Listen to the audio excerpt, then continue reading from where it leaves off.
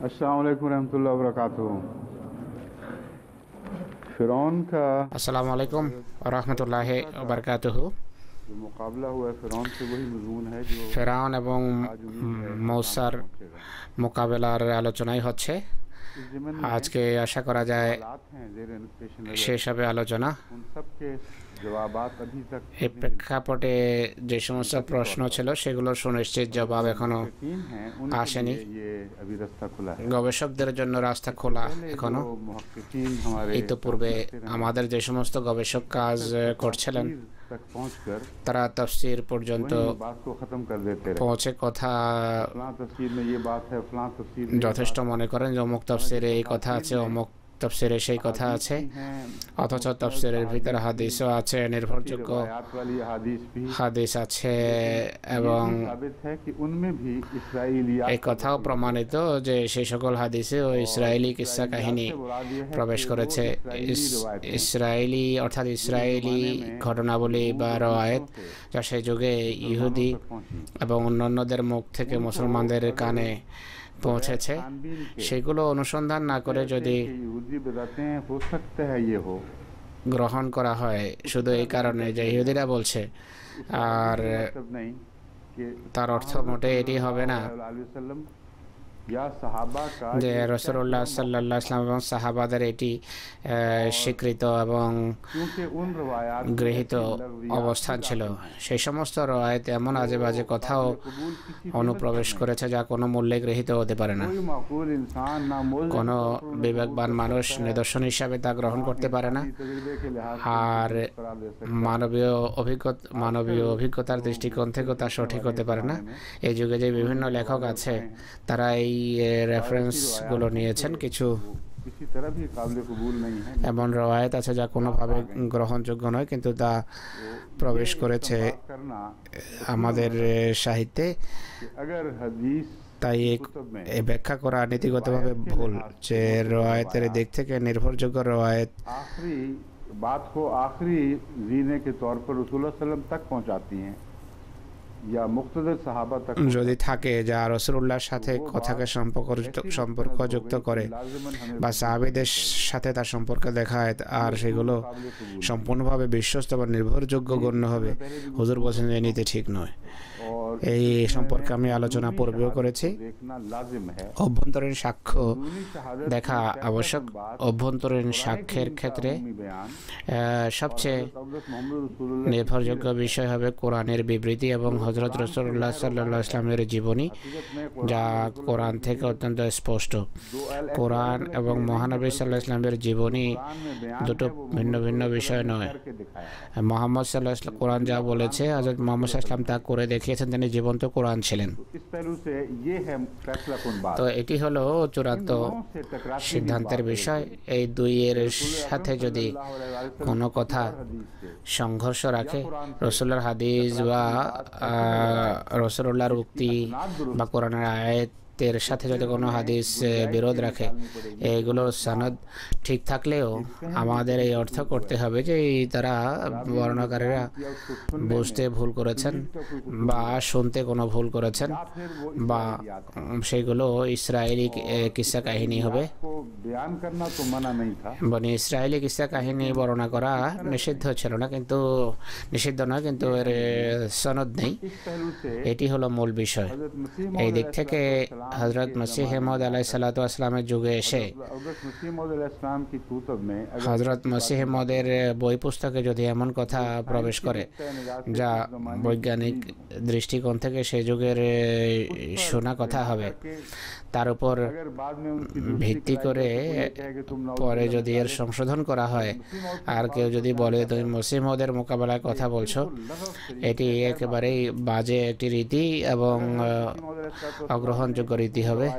যদি মসিহ মউদ সেই সকল রওয়ায়াতকে যদি গ্রহণ করেন, এই কারণেই হয়তো করে থাকবেন যার মোকাবেলায় কিছু ছিল না, उन पर बिना करते हुए एक तसव्वुर बांधा हो। যা তাফসীরে আছে তার ভিত্তিতে একটা ধারণা তিনি গড়েছেন।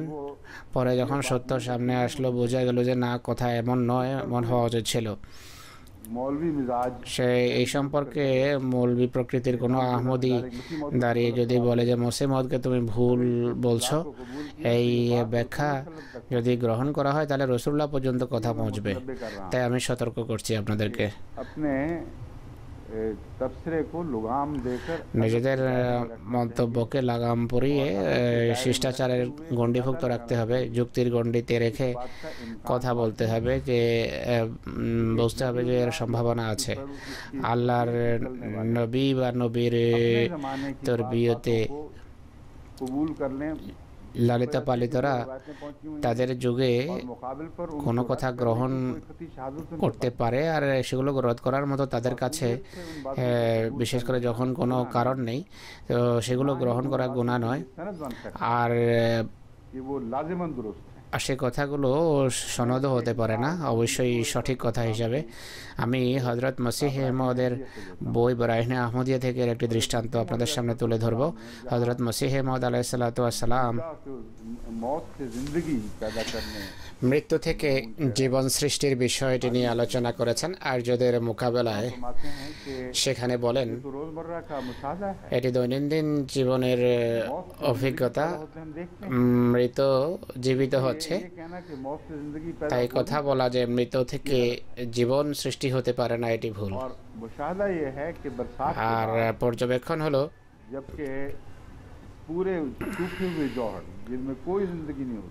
বর্ষার পর পুরো শুষ্ক পুকুর, বর্ষা ঋতুর পর তা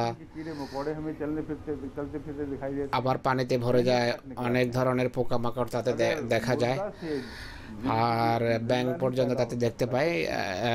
মৃত যদি জীবিত হতে না পারে তাহলে এইটি কি হচ্ছে? এই পর্যবেক্ষণ মসিহ মওদের সঠিক, কিন্তু সে যুগে বিজ্ঞানের গবেষণা এত উন্নত ছিল না, হযরত মসিহ মওদ পর্যন্ত এটি পৌঁছেনি। মাটি থেকে বাহ্যত যে জীবন সৃষ্টি হয়েছে বলে দেখা যাচ্ছিল তা আসলে এর ভিতর সেই মাটিতে বিভিন্ন রূপে বীজ ছিল, আর সেই বীজ সতেজ হয়েছে, জাগ্রত হয়েছে, আর মৃত থেকে নয়, বরং জীবনের বীজ থেকে জীবন সৃষ্টি হয়েছে। এটি হলো একটি দৃষ্টান্ত। আলেমদের এখন অবস্থান কি এ সম্পর্কে বলুন? তারা কি বলবেন যে সব বিজ্ঞানী মিথ্যা বা মিথ্যাবাদী, আর এখন যে স্বীকৃত সত্য তা পৃথিবীর সর্বত্র এখন গৃহীত? জীবনের বীজ থেকে পানির ফলশ্রুতিতে জীবন সৃষ্টি হয়। কোনো অর্থে যদি বীজ না থাকে তাহলে জীবন কোনোভাবে সামনে আসতে পারে না। আর আদি থেকে আজ পর্যন্ত যা হয়ে আসছে এটি তো বিজ্ঞানের জন্য একটা প্রহেলিকা হয়ে আছে। সমস্ত পর্যবেক্ষণ সত্ত্বেও এমন কোনো প্রমাণ নেই যে হঠাৎ করে জীবন সম্পূর্ণভাবে হারিয়ে যাওয়ার পর কেউ জীবিত হয়ে যাবে। আর এটিও নিশ্চিত যে ইতিপূর্বে জীবনের কোনো অস্তিত্বই ছিল না, কেননা আগুন এবং বিষাক্ত বাতাস ছিল, আর আগুনের স্ফুলিঙ্গ ছিল, গ্যাস ছিল, আর ধীরে ধীরে পৃথিবী শীতল হয়েছে, ভূমণ্ডল, আর ধীরে ধীরে তাতে কোটি কোটি বছরের ব্যবধানে জীবনের জন্য অনুকূল কিছু পরিবেশ সৃষ্টি হয়েছে। হযরত মসিহ মওদ আলাইহিস সালাতু ওয়াস সালামের দলিল এবং প্রমাণ সেই পর্যবেক্ষণ ভিত্তিক হবে না, কিন্তু এই পর্যবেক্ষণ ভিত্তিক অবশ্যই। আমরা যখন এটি বর্ণনা করি, এটি মসিহ মওদকে প্রত্যাখ্যান করা নয়, বরং আমরা হুজুরের খেদমতে সেই প্রমাণ উপস্থাপন করছি যা তখন হুজুরের জানা ছিল না, কিন্তু পরে আমরা জানতে পেরেছি। তাই এই কথা বলা যে সেই প্রমাণ সেইভাবে ঠিক নয়। এটি হুজুরের অবমাননাও নয়, হুজুরকে প্রত্যাখ্যান করাও নয়, তার অবস্থানকে দুর্বল করাও নয়, বরং হুজুরের অবস্থানকে দৃঢ় করার নামান্তর জীবনের কোনো অস্তিত্ব যা কোনোভাবে সম্ভব ছিল না। বিজ্ঞানীরা বলে যে জীবনের জন্য জীবনের বীজ আবশ্যক, তখন তো জীবনের বীজও ছিল না। তারা দেখছে জীবন হঠাৎ করে সৃষ্টি হচ্ছে এবং সারা পৃথিবীতে জীবন বা প্রাণ ছেয়ে যাচ্ছে। হযরত মসিহ মউদের যে অবস্থান, তার যে মিশন, সেটিকে শক্তিশালী করার জন্য তার এক প্রমাণ থেকে অন্য প্রমাণের দিকে দৃষ্টি নিবদ্ধ হওয়া, তার অবস্থানকে বেশি দৃঢ় করা, এটি তার প্রতি বিশ্বস্ততা। আর কোনো কোনো আলেমের মতে এটি মসিহ মউদ থেকে বড় কথা বলার নামান্তর। बिल्कुल इसी नुक्ते निगाह से हम हजरत याहिया वाले वाक़यात এই দৃষ্টিকোণ থেকে আমরা হযরত ইয়াহিয়া সংক্রান্ত বিষয়কে দেখি, কিন্তু সেখানে আমাদের পক্ষে হযরত মসিহ মউদের উক্তিতেই অনেক সাক্ষ্য প্রমাণ আছে। हजरत मसीह मौद अलैहिस्सलाम एक जगह पे यहाँ पे लिखते हैं, তিনি এতটা লিখেছেন যে তিনি যেই ধারালো ভাষা ব্যবহার করেছেন তার ফলশ্রুতিতে অবশেষে তার শিরচ্ছেদ হয় এবং তার মাথা পেশ করা হয়। এটি অনেক জোরালো একটি বা ধারালো একটি উদ্ধৃতি। নীতিগতভাবে একটু বোঝাতে চাই আপনাদেরকে, এটি বোঝানো এই জন্য আবশ্যক যে আজকে যে সমস্ত রওয়ায়াত এসেছে হামান এবং হারুন আর কারুন সংক্রান্ত, তাতে সে সম্পর্কে এমন অনেক রওয়ায়াত আছে যা প্রেরণকারী নিজেই বলছেন যে গ্রহণযোগ্য নয়, আমরা একত্র করে পাঠিয়ে দিচ্ছি যেন আপনি ব্যাখ্যা করতে পারেন। তখন আমি ভাবলাম যে মসিহ মউদ সম্পর্কে পূর্বে যে কিছু কথা ওঠানো হয়েছে সেগুলো সম্পর্কে আলোকপাত করব এবং বোঝানোর চেষ্টা করব। হযরত মসিহ মউদ আলাইহিসসালাতু ওয়াসসালাম যা লিখেছেন তা একটি মুনাজারার সাথে সম্পর্ক রাখে। এক এমন প্রতিদ্বন্দ্বীর সাথে কথা হচ্ছে যে অত্যন্ত নোংরা আক্রমণ করছিল তার উপর, আর বলে যে তোমার ভাষা নোংরা, তুমি গালি দাও, বোকা দাও, অবমাননাকর কথা বলো, একদিকে নবী হওয়ার দাবি করো, এই হলো তোমার ভাষা। এই ধরনের আক্রমণ মানুষ তখনও করেছে আর এখনো করছে। হযরত মসিহ ইসলাম বলেন যে তোমাদের গৃহীত এবং স্বীকৃত রীতি যদি অবলম্বন করা হয় তাহলে কথা এমন হবে যে ইয়াহিয়াকে দেখো কত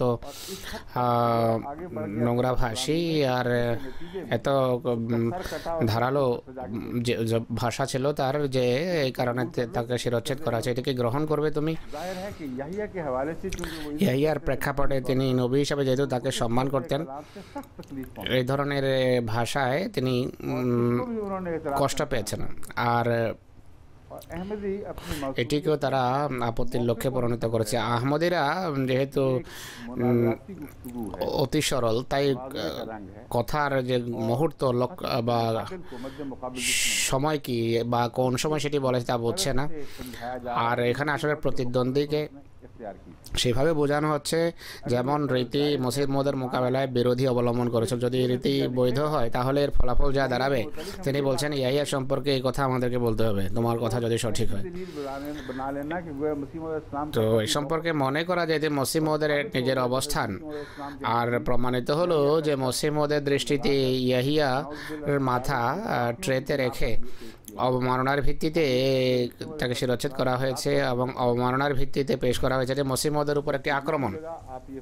কেননা অন্যত্র তিনি স্পষ্টভাবে বলেছেন যে তার দৃষ্টিতে একজন নবীরও নিহত হওয়া প্রমাণিত নয়। যদি প্রমাণিত নয় তাহলে এত ধারালো ভাষা কোত্থেকে আসলো, যা অত্যন্ত ধারালোভাবে এক নবীর নিহত হওয়ার কথা বলছে। এটি আসলে সে বুদ্ধিরই অভাব যা হাদিসের বরাতে বলেছি, ইসরায়েলিয়াতের বা ইসরায়েলি রওয়ায়াতের বরাতে কথা বলেছে। সেই সমস্ত শত্রু যে সমস্ত রওয়ায়াত পেশ করে যা সচরাচর প্রচলিত, সেগুলো উপস্থাপন করতে গিয়ে শত্রুর উপর একটা পাল্টা আক্রমণ করা, এটি এ কথার প্রমাণ নয় যে তা হযরত মসিহ মউদের নিজের অবস্থান। जबकि दूसरा मौक़िफ़ অথচ তার বিপরীত এবং ভিন্ন অবস্থান অত্যন্ত স্পষ্ট। তিনি বলেছেন যে নিশ্চিতভাবে বলা যেতে পারে না যে কোনো নবী নিহত হয়েছে। হযরত মসিহ মউদের বই পড়ার সময় আমি আপনাদেরকে বলবো যে এই কথাগুলো বোঝা আবশ্যক। কারণ হলো একটি হলো কেতাল বা তরবারির মাধ্যমে করা হয়, আর এক কেতাল বা ধর্মযুদ্ধ কলমের মাধ্যমে হয়েছে। যেই যুদ্ধ তরবারির মাধ্যমে হতো সেক্ষেত্রে বিভিন্ন শত্রু যেভাবে আক্রমণ করেছে সেভাবে উত্তর দেওয়া হয়েছে, আর যে বেশি অত্যাচারী তাকে অধিক কঠোরতার সাথে পিষ্ট করতে হয়। মসিহ মউদের কলমের জেহাদে এই হলো তার জালালি দিক। ইসলামের শত্রুদের উপর সেই তরবারি হামলা করেছেন যে তরবারি তারা ইসলামের বিরুদ্ধে হাতে নিয়েছে, কিন্তু তার অভ্যন্তরীণ যে গভীর ব্যক্তিত্ব যা জেহাদে আকবরে সামনে আসে তরবিয়তের সময়, তা আপনি কোথাও দেখবেন না। আর আক্রমণের সময় যখন রক্ত ঝরে তখন কিছু দুর্বল প্রকৃতির মানুষের কাছে তা অসহ্য। কোরআনে কারিমে রাসূলুল্লাহ সম্পর্কে আছে যে যে হাত্তা ইউসখানা ফিল আরদ, কোন রসুল রক্ত ঝরা ছাড়া, রক্তক্ষয়ী যুদ্ধ ছাড়া কাউকে বন্দি করতে পারে না। তো রক্ত ঝরাতে দেখা যাচ্ছে রসুলকে। তো এই এর আলোকে তার চরিত্র নির্ধারণ এটি ভুল, সেটি বিশেষ পরিস্থিতিতে বিশেষ প্রেক্ষাপটে বলা হচ্ছে। কিন্তু এই কথা মনে করা তিনি যুদ্ধাঙ্গদেহী ছিলেন, সবসময় যুদ্ধই করতেন, এমন উপসংহার টানা ভুল। তাই মসিহ মউদের এমন উদ্ধৃতি যাতে তাকে কট্টর পন্থা অবলম্বন করতে দেখা যায়, এটি তার অভ্যন্তরীণ চিত্র তুলে ধরে না। তাকে দেখতে হলে তার সেই সমস্ত উদ্ধৃতি দেখুন যা মানব জাতির তরবিয়তের জন্য তিনি লিখেছেন, ইসলামের সৌন্দর্য তুলে ধরতে গিয়ে লিখেছেন। ইসলামের রহস্যাবলী যা সুন্দর শিক্ষা যা অন্যদের সামনে গোপন ছিল, ও তাতে দেখুন যেই ধনভাণ্ডার গুপ্ত ছিল যা তিনি প্রকাশ করেছেন তার আলোকে দেখুন। দেখুন এই ব্যক্তিত্ব কত সুন্দর। যুদ্ধের বাহিরে নবীদের সম্পর্কে ব্যক্তিগত মতামত যখন তিনি ব্যক্ত করেন তার অবস্থা সেখানে সম্পূর্ণ ভিন্ন। হযরত ঈসা আলাইহিস সালামের প্রতি তার এত ভালোবাসা ছিল, এত মাহাত্ম্য তার হৃদয়ে ছিল ঈসার, যে তিনি বলেন ঈসার যে আকুতি ছিল যে হে আল্লাহ এটি হোক। যেভাবে ইব্রাহিম মুহাম্মদ রাসূলুল্লাহ সম্পর্কে ইব্রাহিমের দোয়া ছিল, একইভাবে ঈসার দোয়ার একটি পরিবর্তনস্থল হিসাবে প্রথম মসিহ যে দ্বিতীয়বার এসেছে পূর্বের মসিহের তুলনায় বড় মর্যাদার অধিকারী মুহাম্মদ রাসূলুল্লাহর মসিহ তিনি। আহমদ নাম পাওয়া এই কথার প্রমাণ বহন করে। তারপর সেই মসিহি আকুতি যখন কবুল হয় তখন মসিহ মউদ আবির্ভূত হয়। আর কিয়ামতের পূর্বে এমন একটি সময় আসবে যখন আরেকজন মসিহ আসবে, কিন্তু তিনি এমন মসিহ হবেন যিনি যার সতর্ক করার পর মানুষ সম্পূর্ণভাবে প্রত্যাখ্যাত হবে এবং মানুষ তাকে গ্রহণ করবে না, আর তাকে সম্পূর্ণভাবে প্রত্যাখ্যান করাই মানব জাতির ধ্বংস হওয়ার কারণ হবে। তো মুনাজারার বাইরে নবীদের সম্পর্কে মসিহ মউদের যে লেখা তা তার প্রকৃত তাদের মর্যাদা সম্পর্কে তার প্রকৃত যে অবস্থান এবং আন্তরিকতা তা পরিষ্কারভাবে প্রকাশ পায়। রাসূলুল্লাহর সন্তান, তাদের সন্তান, আবার তাদের সন্তান, এর জন্য তাকে নিবেদিত হতে দেখা যায়। এসব কিছুর বর্তমানে সেই অংশ বের করা, যাতে হযরত আলী সম্পর্কে তিনি কোথাও লিখেছেন যে মুর্দা আলীকে ছোড়ো, জীবিত আলীকে গ্রহণ করো, এটিকে বের করে উত্তেজনা সৃষ্টি করা, এটি পরম নির্বুদ্ধিতা। গায়র আহমদিরা যেই আগুন লাগায় আপনারা সেই কাজ করবেন না। আর এটি আমি আপনাদেরকে বোঝাচ্ছি, যদি এটি করেন অনেক সমস্যায় আপনারা জড়িয়ে যাবেন। এই পার্থক্য করা শিখুন। যেখানে মোনাজারা করতে গিয়ে মসিহ মউদ কিছু লিখেছেন, সেখানে মসিহ মউদের ভাষা ভিন্ন, সেটি পাল্টা আক্রমণ শত্রুর উপর। আর এমন আক্রমণ যা কোরআনের শিক্ষা অনুসারে করেছেন, যে শারেদ বিহি মান খালফাহুম, এমন জোরালো আক্রমণ করা যায় পেছনে যারা আছে তারাও যেন ভয় পেয়ে যায়, তারা যেন সামনে আসার সাহস না দেখায়। তখনকার ভাষা একটা বিশেষ পরিস্থিতি অনুসারে এবং পরিস্থিতির দাবি অনুসারে অত্যন্ত বাগ্যিতাপূর্ণ হয়ে থাকে, কিন্তু এক আহমদি মেয়ে যখন পড়বে আর আজকের বাহিরের প্রজন্ম যখন পড়বে, তারা যখন সেই আক্রমণ দেখবে কিছুটা ভয় পাবে। আমি দাঁতের অপারেশন হতে দেখে এক ব্যক্তিকে বেহুশ হয়ে যেতে দেখেছি। তো অনেকের ভিতর সেই সাহস থাকে না। যুদ্ধ চলাকালের যে দৃশ্য সেটিকে গ্রহণ করতে প্রস্তুত নয়, অনেকে সত্যি ভয় পায়। আর অনেকে আমাকে লেখে যে একদিকে মসিহ মউদের অবস্থান হলো গালি শুনে দোয়া করো, আর দুঃখ পেয়ে দোয়া করো, আর একদিকে এই হলো তার ভাষা। আমরা কি করব? আমি তাদেরকে বোঝাই যে দেখো, এই যে ভাষা এটি কোন সময়ে ব্যবহার করেছেন তিনি। এক শত্রু অন্ততপক্ষে এর 10 গুণ বেশি বা আরও বেশি কঠোর ভাষায়, ভয়াবহ কষ্টদায়ক ভাষায় রাসূলুল্লাহর উপর আক্রমণ করছে। তার প্রতিরোধ হিসেবে এক প্রেমিক যদি এতটা কঠোরতা অবলম্বন না করে, শত্রুর প্রতিষ্ঠিত রীতি অনুসারে তার উপর যদি হামলা না করে, তাহলে কি করবে? এটি হলো মসিহ মউদের ভাষার রীতির ভিতর পার্থক্য, ধরনের ভিতর পার্থক্য। এটি বুঝুন, তাহলে বুঝতে পারবেন। অনেক সময় আহমদেরা যে তার ভাষায় কঠোর মনে করে, আর বেশিরভাগ ক্ষেত্রে শত্রু কঠোর ভাষা মনে করে থাকে। এটি আসলে তাদের ভাষাতেই তিনি উত্তর দিয়েছেন। তিনি নতুন কোনো তরবারি আবিষ্কার করেন, শত্রুকে নিরস্ত্র করে তার অস্ত্র তিনি নিজের হাতে উঠিয়ে নিয়েছেন। যে এই অস্ত্রের মুহাম্মদ রাসূলুল্লাহ আক্রমণ করছে, একই অস্ত্রের স্বাদ এখন আমরা তোমাদের আস্বাদন করাবো।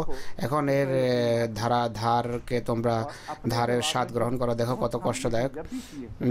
তিনি যখনই নিজে আক্রমণ করেছেন এই নীতির ভিত্তিতে করেছেন, আর এতে কোনো ব্যতিক্রম আপনি দেখবেন না। শত্রুর অবস্থান, তার ব্যবহৃত অস্ত্রকে তিনি হযরত মসিহ ইসলাম সাময়িকভাবে অবলম্বন করেছেন, সেগুলো তার স্থায়ী অস্ত্র ছিল না।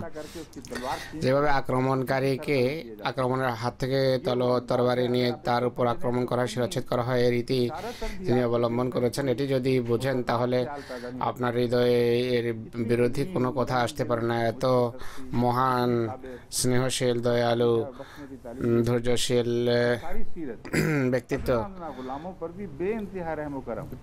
তিনি তুচ্ছাতি তুচ্ছ দাসের উপর অশেষ অনুগ্রহ করেছেন। বড় বড় ভুলভ্রান্তি যিনি ক্ষমা করতেন, তিনি কেন এখানে এত কঠোর অবস্থান নিলেন? এই বাস্তবতাকে যদি বোঝেন তাহলে সব বিরোধের বিষয় স্পষ্ট হয়ে যাবে। এই কথা আমি আবার বলবো যে বিশ্বস্ততা হলো তার যে উদ্দেশ্য, সেই উদ্দেশ্যে কাজ করা। আক্ষরিকভাবে যদি এমন কোনো মানবিক দুর্বলতা প্রকাশও পায় যা নবীদের মহিমা পরিপন্থী নয়, যদি এখন এটি প্রমাণিত হয় যে সেই অস্ত্রের মাধ্যমে এখন মসিহ মউদের সেবা সম্ভব নয়, বরং উল্টা মসিহ মউদের অবস্থানকে তা ক্ষতবিক্ষত করবে, এর মোকাবেলায় আরেকটি শক্তিশালী অস্ত্র যদি একই কাজের জন্য মসিহ মউদের খেদমতে পেশ করা হয় বা তার পক্ষ থেকে ব্যবহার করা হয়, তা সম্পর্কে মানুষ এখন বলছে যে এটি একটা বিরোধ দেখা দিয়েছে, এটি কি করলে হুজুর এটি যদি বোঝেন, হুজুর বলছে এটি যদি বোঝেন তাহলে বক্র বিতর্ক থেকে মুক্তি লাভ করবেন।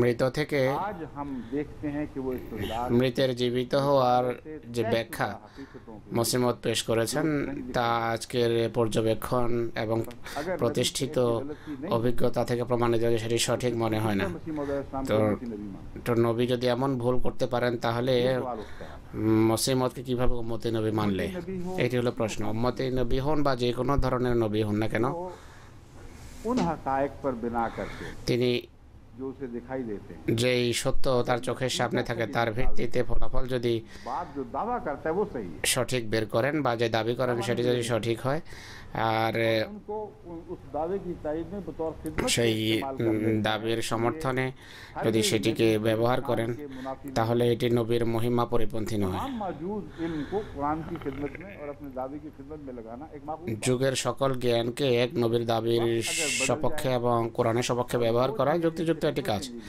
সময় যদি বদলে যায়, যার কাছ থেকে খেদমত নেওয়া হয়, पेश किया गया তিনি যে দৃষ্টিভঙ্গি পেশ করেছেন, সময় যদি তার সমর্থন না করে আর की तायद पर खड़े हो जाए, আর নতুন জ্ঞান যদি তার দৃষ্টিভঙ্গির সমর্থনে দাঁড়িয়ে যায়, তাহলে পূর্বেরটি বাদ দিয়ে পরেরটি গ্রহণ করা যদি মসিহমদের প্রতি এটি যদি অবিশ্বস্ততা হয়ে থাকে কারো মতে, এটি এমন যে চিন্তা করে তার অজ্ঞতার নামান্তর। की हिफाजत की जाए। বিশ্বস্ততা এবং সম্মানের দাবি হলো তার যে অবস্থান এবং দৃষ্টিভঙ্গি সেটিকে সত্য প্রমাণ করুন। बयान करने वालों की वजह से गलत বর্ণনাকারীদের কারণে কোনো কথা যদি পূর্বের কোনো কথা ভুল প্রমাণিত হয়, पहले से बढ़कर তা সত্ত্বেও দেখুন যে তার যে অবস্থান সেটি समझाने के সত্য প্রমাণিত হচ্ছে पर अब मजीद বিভিন্ন যুক্তির আধুনিক যুক্তির ভিত্তিতে। এই কথা বোঝানোর পরও যদি কেউ এখন জিদ করে, তাহলে অনেকেই बड़े लोग होते हैं মানসিকভাবে রুগ্ন হয়ে থাকে, समझते ही नहीं, অনেকেই অতি বেশি সরল হয়ে থাকে। के साथ है তারা नफ्स की बीमारी में उनके ऐसी সাদা সহজ সরল কথা বোঝে না, কিন্তু যদি তাদের প্রকৃতিগত বক্রতার কারণে এমন করে তাহলে তারা জিজ্ঞাসিত হবে। बीमारियों ने যদি মানসিক ব্যাধি এবং অতি সরল হওয়ার কারণে उनको बेचारों को ऐसी बातें মানুষ যদি এমন কথা বলতে বাধ্য হয়, তাহলে কোনো অসুবিধা নেই, তাদেরকে বলতে দাও। আল্লাহ তাআলা তাদের সাথে এহসানি করবেন, লা ইউকাল্লিফুল্লাহু নাফসান ইল্লা উসাহা। এখন আমি একটি ভ্রান্তির সংশোধন করতে চাই, একটি ভুল সংশোধন করতে চাই। तफसील क्या है इनका पढ़ना। कुरान करीम की एक आयत का मैं तर्जुमा কোরআনের একটি আয়াতের অনুবাদ दुरुस्त करता रहा हूँ मगर गलत लफ्ज समझ कर। সংশোধন করে আসছিলাম আমি, কিন্তু ভুল মনে করে। हमारे उलमा मुझे আলহামদুলিল্লাহ, আলেমরা আমার পুনঃ নসিহতের ফলশ্রুতিতে আমার মনোযোগ আকর্ষণ করেন। একজে ফি হে এই যে শব্দ আছে, मैंने इक्जे को अलग लफ्ज समझा। আমি একজেকে পৃথক মনে করেছি আর ফি কে পৃথক। আর फेल है अरबी में, কাজাই একজি শব্দ আছে আরবিতে, এটি চোখে मजमून तो है কোনো কুটা পরার জন্য ব্যবহার হয়, কিন্তু কোরআন সেখানে এটি ব্যবহার করেনি। কোরআনে সেখানে শব্দ হলো কাজাফা ইয়াকজেফু একজেফ। একজেফি হের একজেফি এক শব্দ এবং হি ভিন্ন শব্দ। আমি দীর্ঘকাল এই ভ্রান্তিতে নিপতিত। আমি এক্সকে পৃথক শব্দ মনে করেছি আর হি কে পৃথক শব্দ মনে করেছি। এটি আল্লাহর এহসান। গতকাল তাফসীর বর্ণনা করার পর আমার ভুল ধরা পড়েছে, অনুবাদে সেই ধরা সম্ভব ছিল না। এর অনুবাদ কোরআন শরীফে যা আছে এই অনুসারে আমি করেছি। আলেমেরা এদিকে মনোযোগ আকর্ষণ করেননি। আমি যখন উভয়কে ভিন্ন ভিন্ন দেখালাম, আমাদের কোনো আলেম যেমন রফিক জমিল সাহেব, জমিলুর রহমান রফিক, মোবারক মুসলিউদ্দিন সাহেব,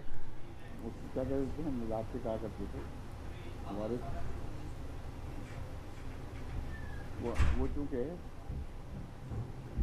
बचपन में उनको जब शुरू शौक है तालीबियत का और इन बातों का, तो मुस्लिम मऊद भी बाज़ लोग बचपन में उनको छेड़ा करते थे। বাল্যকালে কেউ কেউ তাকে মুসলিম ওদা বলে বসতো, যেভাবে ডাক্তার সাহেবকে অনেকে ডাক্তার তাকওয়া বলে থাকে। ये ठीक नहीं है। হুজুর বলছেন যে এটি ঠিক নয়, ভালো নয়। এই ধরনের হাসি ঠাট্টা অবশেষে সেই বিষয়ে গিয়ে পর্যবসিত হয় যে সম্পর্কে কোরআন সাবধান করেছে, লা তানাবাজু বিল আলকাব। মুবারক মুসলিহউদ্দিন তাকে ছোটকালে তার নেকির কারণে আর নেকির উপর নেকি সম্পর্কে জোর দেওয়ার কারণে মুসলেও আখ্যা দিত। আমি শুনেছি অনেক সময় ভুলবশত আসলে অনেক সময় মুসলিম শব্দ মুখে এসে যায়, কিন্তু আমি ক্ষমা চেয়ে নিচ্ছি। এটি ভালো কথা নয়, এটি ভালো নয়, এই ধরনের নাম রাখা ঠিক নয়। স্নেহ এবং ভালোবাসার সাথে সীমিত গণ্ডিতে যেই নাম ব্যবহার হয় তা কোরআনী শিক্ষার পরিপন্থী নয়। কোরআন সেই সকল নাম রাখতে নিষেধ করে যা শুনে কেউ কষ্ট পায় আর যা মানুষকে আহত করে, অনুভূতিকে আহত করে। আর রাসূলুল্লাহর যুগে এই ধরনের নাম রাখা হতো, যেমন আবু হুরায়রাও এই ধরনেরই একটি শব্দ, বিড়ালের পিতা। আবু হুরায়রার অর্থ হলো বিড়ালের পিতা। এতে তার অনুভূতিতে আঘাত লাগতো না, তাই গ্রহণযোগ্য ছিল। যাই হোক, মুবারক মুসলিউদ্দিন সাহেবও এদের উভয়ই এই বিষয়ের দিকে মনোযোগ আকর্ষণ করেছেন যে আপনি একজেকে পৃথক ক্রিয়া ভেবেছেন, ফিহেকে পৃথক ক্রিয়া মনে করেছেন, আর সেই ভিত্তিতে আপনি তাফসীর করেছেন। কিন্তু সমস্ত গবেষক মানেন যে কাজা ইয়াকজি চোখে কুটা পড়ার যে ক্রিয়া আছে তা থেকে এই শব্দ উদ্ভূত হয়নি, বরং কাজাফা থেকে এটি বেরিয়েছে।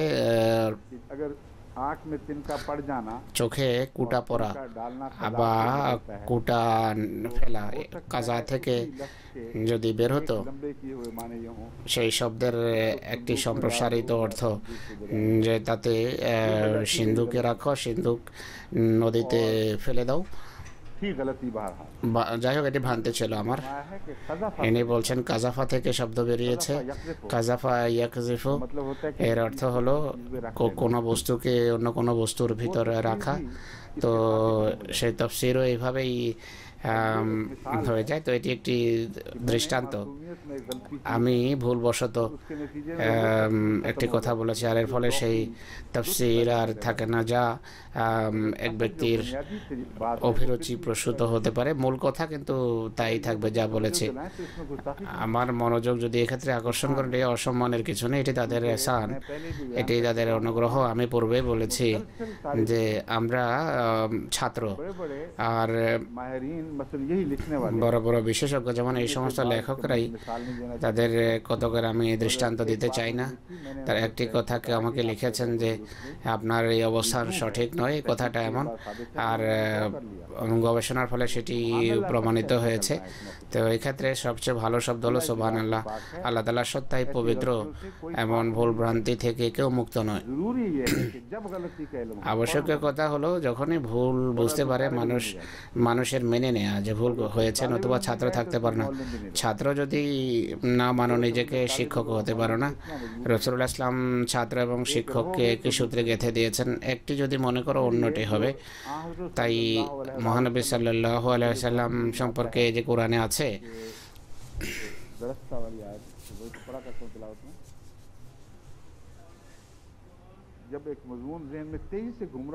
একটা বিষয়ে যখন মাথায় বিরাজ করে, অন্য ভালো জানা বিষয় মানুষ ভুলে যায়, মনে পড়ে না।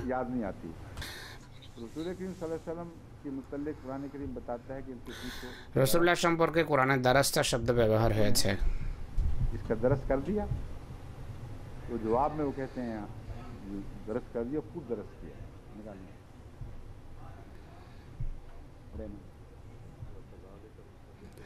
কাযালিকা ওয়া কাযালিকা নুসরিফুল আয়াতি লিয়াকুলু দারাস্তা লিনুবায়্যিনাহু লিকওমি ইয়ালামুন।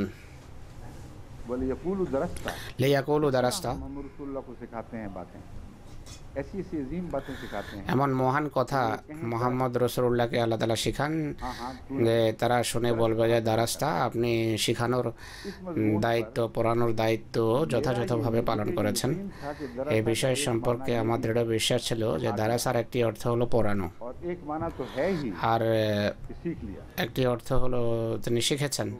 आमतौर पर उलमा ये कहते हैं कि दरअसल जो है আলেমেরা বলে যে দারাসা শুধু শিখার অর্থে ব্যবহার হয়, শেখানোর অর্থে নয়। आयत की शान नहीं उभरती पूरी। কিন্তু এই উভয় অর্থ যদি এর অন্তর্ভুক্ত না হয় আয়াতের মহিমা প্রকাশ পায় না। আমি গবেষণা করেছি, ইমাম রাজি এবং অন্য একটি রেফারেন্সও পেয়েছি। দারাসার একটি অর্থ হলো শিখা, কিন্তু এর একটি অর্থ শিখানোও বটে। और इस आयत में ये मतलब नहीं है আর এই আয়াতে এটি অর্থ হবে রসুলার হাদিস এখানে প্রযোজ্য कि तूने যে তুমি जैसा सीखा वैसा যেমন শিখেছ তেমনই শিখিয়েছ। कमाल कर दिया। পরম তোমার শিখানো বড় উন্নত মানের লেয়াকুলু দারাস্তা। इरफान की बारिशें बरसा, তত্ত্বজ্ঞানের বৃষ্টি এমনভাবে বর্ষণ করে তাদের উপর তারা যেমনটি বলতে বাধ্য হয় যে তুমি তোমার প্রভুর কাছে খুব সুন্দর শিখেছ আর আমাদেরকে वही हदीस যথাযথভাবে শিখিয়েছ। তো এই হাদিসের ভিত্তি আয়াতে আমরা দেখতে পাই अच्छा सीखो। ভালো শিখলে ভালো শিখাতে পারবে, কিন্তু যদি হঠকারিতা এবং অহমিকার কারণে সত্য যদি গ্রহণ না করো যে আমি লজ্জা পাবো, এটি হলো অজ্ঞতা। এই অজ্ঞতা থেকে আল্লাহর কাছে আশ্রয় চাওয়া উচিত, ইস্তেগফার করা উচিত। তাই আমি এদের প্রতি কৃতজ্ঞ যে তারা আবার মনোযোগ আকর্ষণ করেছেন মোবারক মুসলিউদ্দিন সাহেব এবং জমিলুর রহমান রফিক সাহেব। अब कल वाला मजमून এখন গতকালের বিষয়ে ফিরে যাচ্ছে। হুজুর বলছেন যে কথা থেকে এত কথা বের হয় আর এগুলো বলতে এত ভালো লাগে যে আসল যে তাফসিরের যে যোগসূত্র বাদ দিয়ে সুতা বাদ দিয়ে কখনো এদিকে যেতে হয় কখনো ওইদিকে যেতে হয়। আশা করে মানুষ বিরক্ত হবে না। এগুলো ভালো কথা, তাফসিরের সাথে সম্পর্ক রাখে। এই জায়গার কথা হোক বা অন্য জায়গার কথা, ফেরাউন সম্পর্কে আমি এখন এটি বলতে চাই যে প্রশ্ন আজকের প্রশ্ন হলো হামান কে ছিল আর কারুন কে। और कारून अगर से जुनूद के सर पर तो नहीं दिखाया गया। कुरान करीम व जुनूदा हुमा কারুনকে সেনাবাহিনীর নেতৃত্বে দেখা যায়নি। কারুন ও হামানা এই দুইজন সম্পর্কে বলা হয় জনুদা হুমা। এইগুলো দুটো শক্তি যাদের পৃথক পৃথক বাহিনী ছিল। কারুন ধনভাণ্ডারের বা ট্রেজারির ইনচার্জ ছিল, প্রভাবশালী ছিল, আর বলা হয় মুসার জাতিভুক্ত ছিল। আর হযরত মুসার যে মোকাবেলা হয়েছে এই তিনজন একই সাথে থাকা আবশ্যক দৃশ্যপটে। এইটি হলো সেই গবেষণা যা এগিয়ে নিতে হবে আর এই তিন ব্যক্তিত্বকে খুঁজে বের করতে হবে, বিশেষ করে সেই ধনভাণ্ডার প্রচ্ছন্ন হওয়া আর এই তিন ব্যক্তিত্ব সহ এই ফেরাউনের ব্যক্তিত্বকে মেনফাতার যুগে নিয়ে যাওয়ার যে চেষ্টা করবে সে অবশ্যই ব্যর্থ হবে। কেননা বাইবেলের মুফাসসিরদের এই কথা স্বীকার করা যে মিশর বিশেষজ্ঞ রামসেসের যুগের যে কথাগুলো বলেছেন সে কথাগুলো রামসেসের যুগ ছাড়া হযরত মুসার তার সাথে সংঘর্ষে লিপ্ত হওয়ার কথা অন্য কোনো যুগে দেখা যায় না, অসম্ভব। তার রাজত্বকালে তো দীর্ঘ, তার এত মহিমা, তার সাহায্যকারী সাথে থাকা, তার যুদ্ধ ইত্যাদি করা গবেষকগণ স্বীকার করে। তাদের স্বীকার করে যথেষ্ট নয়, আমাদের নিজেদের গবেষণা আবশ্যক। আসিয়া সম্পর্কে আমি এখনো পুরোপুরি নিশ্চিত নয় যে কোন স্ত্রী ছিলেন। আমার ধারণা একটা আছে, তা আপনাদের সামনে তুলে ধরবো। এটি ব্যাখ্যা, কাল্পনিক ধারণা নয়। তার বিয়ে কখন হয়েছিল ইত্যাদি ইত্যাদি। হযরত মুসার যখন জন্ম হয় তখন তিনি ছিলেন কি, আসিয়ার কোনো অস্তিত্ব ছিল কিনা, নাকি পরের স্ত্রী? কোরআনের ধরন থেকে বোঝা যায় যে আসিয়াই সেই মহিলা ছিলেন যিনি মূসাকে আশ্রয় দেওয়ার ধারণা বা ইচ্ছা রাখতেন। আসিয়া সম্পর্কে বলেছিলাম যে হাদিসে কোনো উল্লেখ আছে কিনা, এর নাম কোত্থেকে এসেছে।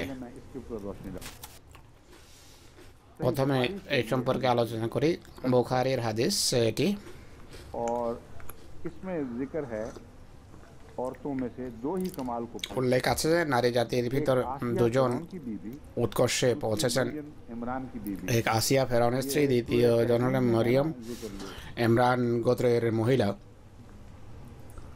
उस तफसीर उस पुरानी आयत की तफसीर में जहाँ इन दो बीवियों को কোরআনের সেই আয়াতের তাফসীরে যেখানে দুই মহিলার কথা লেখা আছে दिया गया था সেখানে ফেরাউনের স্ত্রীর কথা বলা হয়নি বরং रसूल अकरम सल्लल्लाहु বিবি বলা হয়েছে রাসূলুল্লাহ সাল্লাল্লাহু আলাইহি ওয়াসাল্লাম তার নাম আসিয়া উল্লেখ করেছেন आसिया नाम की तलाश আসিয়া নামের সন্ধান আমি করেছি रैमसिस के ज़माने ही में एक औरत है जो उसकी যে তার বিবি আখ্যায়িত হয় बिग वाइफ जो है বড় স্ত্রী হিসাবে পরিচিত তার নাম হলো नौफरी ইসোনফরি ISO ISO এই প্রথম তিন অক্ষর ये पहले 3 हरफों से मिलते हैं আসিয়ার প্রথম তিন অক্ষরের সাথে সামঞ্জস্য রাখে बीवियों में कोई और ऐसी है जो এছাড়া তার স্ত্রীদের মাঝে के आगाज में এমন কেউ নেই যার নামের সূচনাতে ISO থাকতে পারে আসিয়া रूप मिले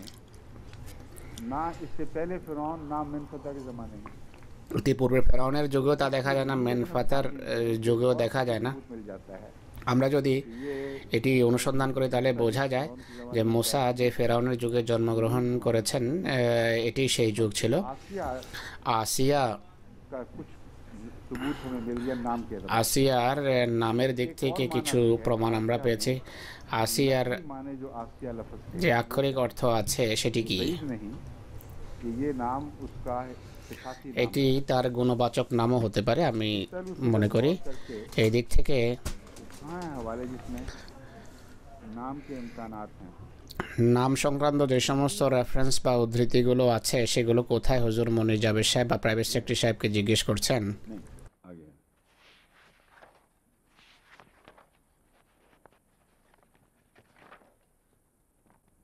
कहाँ है इसके नीचे हैं? पढ़ा तो था मैंने कहा फिर कागजों में है ये ठीक है अच्छा पहले आ गया है असाहो यासुहो असवन আসাহু ইয়াসুহু আসওয়ান बाबहु वाज রাওয়াহু ওয়াজাহু का इलाज किया তার চিকিৎসা করেছে এবং তাকে দেখতে গেছে তাকে সমবেদনা জানিয়েছে তা সমবেদনাকারিণী চিকিৎসাকারিণী मेरा ज़हन আসিয়ার অর্থ আর আমি সবসময় যেদিকে আমার ঝোঁক ছিল आसिया आसिया अलैहि তা হলো আসিয়া আলাইহে হাজানা आसिन ফাহুয়া আসেন आस के माने जो पाए ইয়াস যে শব্দ আছে দুঃখের অর্থে বেদনার অর্থে এটি সেই গুণবাচক নাম যদি গুণবাচক হয়ে থাকে इसमें मालूम है क्योंकि कुरान करीम তার ভিত্তি এতেই দেখা যায় কোরআন থেকে বোঝা যায় যে অত্যন্ত দুঃখ ভারাক্রান্ত ছিলেন আল্লাহর দরবারে আকুতি মিনতি করতেন যে হে আল্লাহ फिरौन से मुझे निजात बख्श এই স্বৈরাচারী ফেরাউনের হাত থেকে আমাকে মুক্তি দাও মুসা ঈমান এনেছিলেন এর ফলশ্রুতিতে ऐसी ऐसी फर्जी মুফাসসিররা এমন কাল্পনিক কাহিনী তার সম্পর্কে বানিয়েছেন যার ভিত্তি फर्जियात में है और जगह ইসরায়েলি কাহিনীতেও নেই फिरौन उसको बाहर ले जाकर অর্থাৎ ফেরাউন তাকে বাইরে নিয়ে গিয়ে নাকি পাথরে শুয়ে দিত শুয়ে রাখতো শাস্তি বড় বড় শাস্তি দিত এগুলো সব কাল্পনিক কথা কিন্তু কোরআন থেকে এটি স্পষ্টভাবে জানা যায় की हरकतों से उसके बद अमाल যে ফেরাউনের অপকর্মের প্রতি তিনি অত্যন্ত বীতশ্রদ্ধ ছিলেন से निजात দোয়া করতেন যে হে আল্লাহ এর হাত থেকে মুক্তি দাও আর জান্নাতে আমাকে ঘর দাও एक दफा पैदा हुआ था कि फिरौन भी जन्नती है तो नहीं প্রশ্ন হলো ফেরাউনও জান্নাতি কিনা তা সে কখনো ক্ষমা পায়নি তো জান্নাতে চলে যায়নি তো যদি या बेचारे की तो কথা एमन হতো তাহলে আসিয়ার জন্য তো বড় সমস্যা आगे कुरान बैठा हुआ মুক্তি পাওয়ার পর সেখানে পৌঁছে গেলে যেখানে ফেরাউন বসে আছে আগে इसलिए ये बच्चे का ना ख्याल आता তাই এগুলো সব শিশুসুলভ চিন্তাধারা তিনি মুক্তি চেয়েছেন ফেরাউন অবশ্যই জাহান্নামী या का निजात আর আসিয়ার মুক্তি চাওয়া জান্নাতে ঘর প্রত্যাশা করা বলে যে ফেরাউনের সেখানে কোনো কর্তৃত্ব নেই প্রকৃত শান্তি তিনি জান্নাতে পাবেন আসিয়া नौकर है খুব সম্ভব ইসোনফরা সেই মহিলা যার নাম বাইবেলে দেখা যায় आइसो आइसो नौफरे আইসোনফরে সম্ভাব্য সেই নাম আসিয়ার, কিন্তু এই ব্যাপারে অনুসন্ধান এবং গবেষণা অব্যাহত রাখতে হবে। আরেকটি কথা যা কোরআন থেকে সুনিশ্চিতভাবে প্রমাণিত, যখনই সেই স্ত্রী ফেরাউনকে বলেছে যে আমরা একে রেখে দেই, পুত্র হিসাবে অবলম্বন করব, সেখানে তিনি আমি বলেন না, আমরা বলেন। তার অর্থ হলো ফেরাউনের অন্যান্য স্ত্রীর ঘরেও তখনও সন্তান হয়নি। যদি অন্য কোনো স্ত্রীর ঘরে যদি অন্য স্ত্রী থেকেও থাকে, তার ঘরে কোনো সন্তান ছিল না। আর ইনি ফেরাউনকে লোভ দেখাচ্ছেন যে হতে পারে আমাদের সন্তানই হবে না। সন্তানবিহীন মারা যাওয়া ফেরাউনের জন্য বড় লাঞ্ছনার কারণ ছিল। এই যুক্তিতে প্রভাবিত হয়ে ফেরাউন বলেছে ঠিক আছে, তাকে অবলম্বন করতে পারো।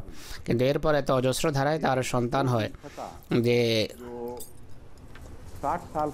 সেই মেনফাতা যার বয়স যে 60 বছর বয়সে বাদশা হয়, সে তার 13তম সন্তান ছিল।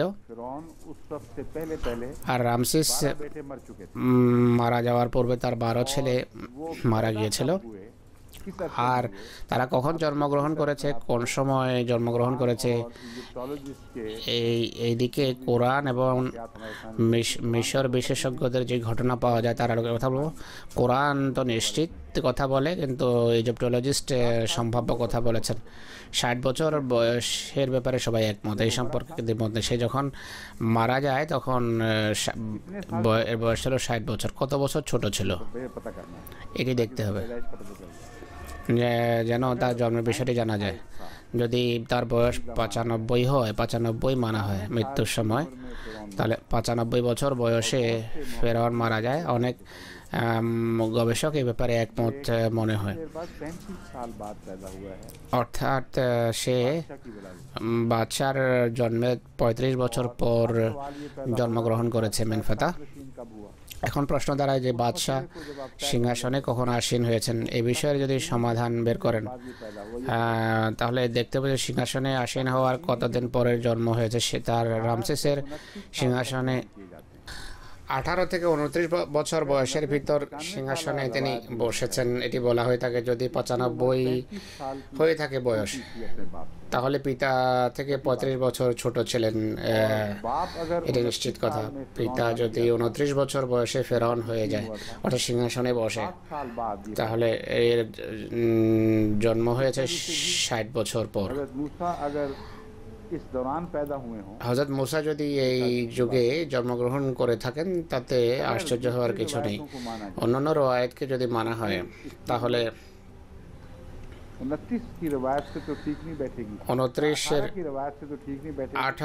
18 বছরের যে রওয়ায়াত, সেটি সঠিক মনে হয় না। 29 বছর বয়সের সিংহাসনে বসার বয়স সঠিক মনে হয়।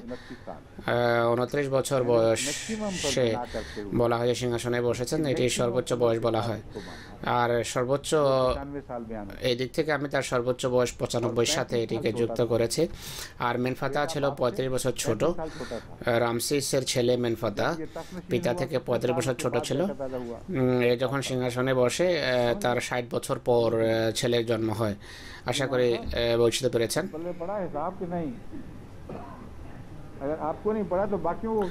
ইমাম সাহেব কেউ বলছেন, আপনি যদি না বোঝেন অন্যরা কি বুঝবে? সময় বেশি লাগলেও বোঝাতে হবে এটি।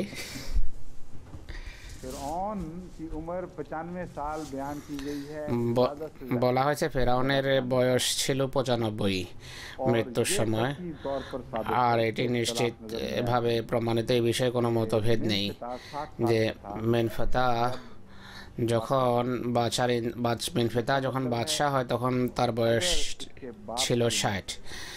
এর অর্থ হলো পিতার বয়স যদি 95 হয়, মৃত্যুর সময় ছিল 95, মেনফাতার বয়স ছিল তখন 60, 35 বছর ছোট। अगर 35 साल छोटा हुआ तो पैदा कब हुआ? প্রশ্ন হলো ज्यादा से ज्यादा उम्र के साथ मैंने ज्यादा से ज्यादा तख्तनशीनी की उम्र को बांधा है पर তার एक इम्कान की बात। তার যে সর্বোচ্চ বয়স যা বলা হয় তার সাথে তার সিংহাসনে আসীন হওয়ার সর্বোচ্চ বয়সের আমি তুলনা করছি। 35 साल होने में 7 साल बाकी हैं। 29 বছর, সর্বোচ্চ 29 বছর বয়সে বলা হয় যে তিনি সিংহাসনে বসেছেন। पता नहीं मंत्री साहब के शुरू में हुआ था बात। 35-এর সাথে 29-এর 6 বছরের পার্থক্য। तो ये फिर 6 साल छोटा बना। मिनफता इसकी तख्तनशीनी के बाद 6 साल का छोटा नहीं बना, हज़रत मूसा से छोटा बना मेरे जहन में। अगर हज़रत मूसा उसी साल पैदा हो হযরত মূসা যদি সে বছর জন্মগ্রহণ করেন पैदा हो गए বা এক বছরের ভিতর যদি জন্মগ্রহণ করেন তাহলে ये मिनफता हज़रत मूसा से छोटा है। মেনফাতা মূসা থেকে 5 বা 6 বছরের ছোট। अब और क्या इम्कानात हैं? আর কি কি সম্ভাবনা আছে? काबिल कबूल नहीं। যদি এটি যদি মানা হয় তাহলে এটি গ্রহণযোগ্য হতে পারে না, 13 बच्चे কেননা 13 জন ছেলে মেয়ে वारा फूट पड़ा है उसकी औलाद। তার ঘরে হয়েছে। 6 साल के अंदर এরপর इसमें कहाँ से आ गया? 6 বছরের ভিতর এত ছেলে মেয়ে কোত্থেকে হলো? 13वां था। আর এই ছিল মেনফাতা ছিল 13 নম্বর সন্তান। दूसरी ऐसी रवायत তাই অন্য এমন রওয়ায়াত আমাদেরকে সন্ধান করতে হবে अहले इल्म को যা জ্ঞানীদের দৃষ্টিতে স্বীকৃত। उस पहलू से जो मैंने जायजा लिया है আমি ভিন্ন দৃষ্টিকোণ থেকে তাই বিষয়টি দেখেছি। একটি রওয়ায়াত হলো का था 14 साल की हुकूमत गुजरी थी, इसके बाद सेटी की। তার পিতা স্যাটির नशीन हुआ है। 14 বছরের রাজত্বের পর রামসেস সিংহাসনে বসেছে, কেউ কেউ 18 বলে। उसकी रेन की उम्र सेटी थी, স্যাটির রাজত্বকাল বলা হয় 11 বছর, लेकिन बाद কিন্তু কোন কোন গবেষক भी बताते हैं। 14 বছরও বলে থাকেন। अगर हजरत हजरत मूसा तो बाद में पैदा हुए हैं, अगर फिर ये फिरौन रैमसेस उसकी तख्तनशीनी রামসেস যদি স্যাটির সিংহাসনে বসার পরও জন্মগ্রহণ করে তাহলে তার বয়স সর্বোচ্চ 14 বছর দাঁড়ায়। 13 या 14 के 13 বা 14 এর মাঝামাঝি। सेटी फौत हुआ है আম, और ये तख्तनशीन हुआ है। আর এরপর রামসেস ক্ষমতায় আসীন হয়। 14 বছর বয়স্ক ছোট ফেরাউন সম্পর্কে कि उसकी एक बीवी थी, এই ধারণা করা যে তার এক স্ত্রী ছিল, बच्चे के मुताबिक बातें भी कर रहे हैं। বাচ্চাদের সম্পর্কে ये ज़हन বাচ্চার অভাব অনুভব করছিল, এটি মন মানতে পারে না। के सिनारियो से এই এই যে ধারণা এটি কোরআনে বর্ণিত চিত্রের বিরোধী মনে হয়। তাই আমাদেরকে দেখতে হবে যে এর বয়স তখন বেশি ছিল না। তো तहकीक हमने की तो पता এই গবেষণা করার পর জানা গেল टीवी से যে এক স্টিলিতে এই ফেরাউনের নিজের স্বীকারোক্তি পাওয়া যায় যে मेरा बाप जब मना रहा था আমার পিতা যখন সিংহাসনে আসীন হওয়ার উৎসব উদযাপন করছিল के सामने আর মানুষের সামনে প্রথমবার পাবলিকের সামনে আসছিল, का बच्चा था, তখন আমি এত বছর বয়স্ক বালক ছিলাম যে কোলেও খেলতে পারে, কিন্তু এর জন্য টডলার শব্দ बच्चा था বেশি সাজে। कि ताज रखवाया, আমি ছোট ছিলাম, আমার মাথায় সে মুকুট রেখেছে আর বলে যে কেউ मेरे साथ बादशाह बनाया जाए। আজই আমার সাথে বাদশাহ নিযুক্ত করা হোক। तुम वाला बच्चा है। আর এই বাচ্চা অনেক যোগ্য আর এরপর আমার পিতা जिम्मेदारियां सौंपी। আমাকে বিশ্বাস করা এবং গুরুত্বপূর্ণ इकरार लिखा हुआ দায়িত্ব আমাকে আমার উপর ন্যস্ত করতে। স্টিলিতে তার নিজের স্বীকারোক্তি লেখা আছে। छोड़ दी गई। বাকি কথা বাদ দিলেও इस हद तक ये एरोगेंट था जिसको कुरान करीम इसको बार बार एरोगेंट এ খুব অহংকারী ছিল। কোরআন কারীম সে কথাই বলে ফেরাউনদের ইতিহাসে তুলনায় বড় অহংকারী ফেরাউনের জন্ম হয়নি। এতটা অহংকারী ছিল যে কোনো ঐতিহাসিক তার নাম চিজলার রেখেছে বা প্রতারক রেখেছে, জুয়াচোর রেখেছে। हाँ सैनी सैनी से सैनी पंजाबी में तो कहते हैं, उसमें पता नहीं क्या कहते हैं उसको, हैं ऐसा नहीं क्या चीज़र उर्दू में, उर्दू की बात कह रहा हूँ। सैनी का लफ्ज़ हमने सुना हुआ है बचपन से ही, राज हमारे घरों में सैनी सैनी कहा करते थे। उर्दू में पता नहीं क्या कहते हैं। सैनी तो बहरहाल है, पक्की बात है, कहते हैं सैनी वाला फिरौन। তারা বলতো যে ये था कि वो ऐसे বাটালি ওয়ালা ফেরাউন বা প্রতারক ফেরাউন, वो ऐसे তারা স্টিলই বানাতো। ये कुछ छोटे छोटे कस्बे से রাস্তায় ছোট ছোট ফলকের মতো जमीन में दफन किया करते লাগাতো এবং गाड़ कर उनके সেগুলো মাটিতে गেড়ে होती थी या बाद में लिखते প্লেটের মতো বা ফলকের মতো माने की तारीफ मफूज মাটিতে গেড়ে জীবন্ত ফেরাউনদের ইতিহাস লিখতো। আর স্টিলের আবিষ্কারের মাধ্যমে এই মিশরের ফেরাউনদের ইতিহাস আমরা কিছুটা জানতে পেরেছি।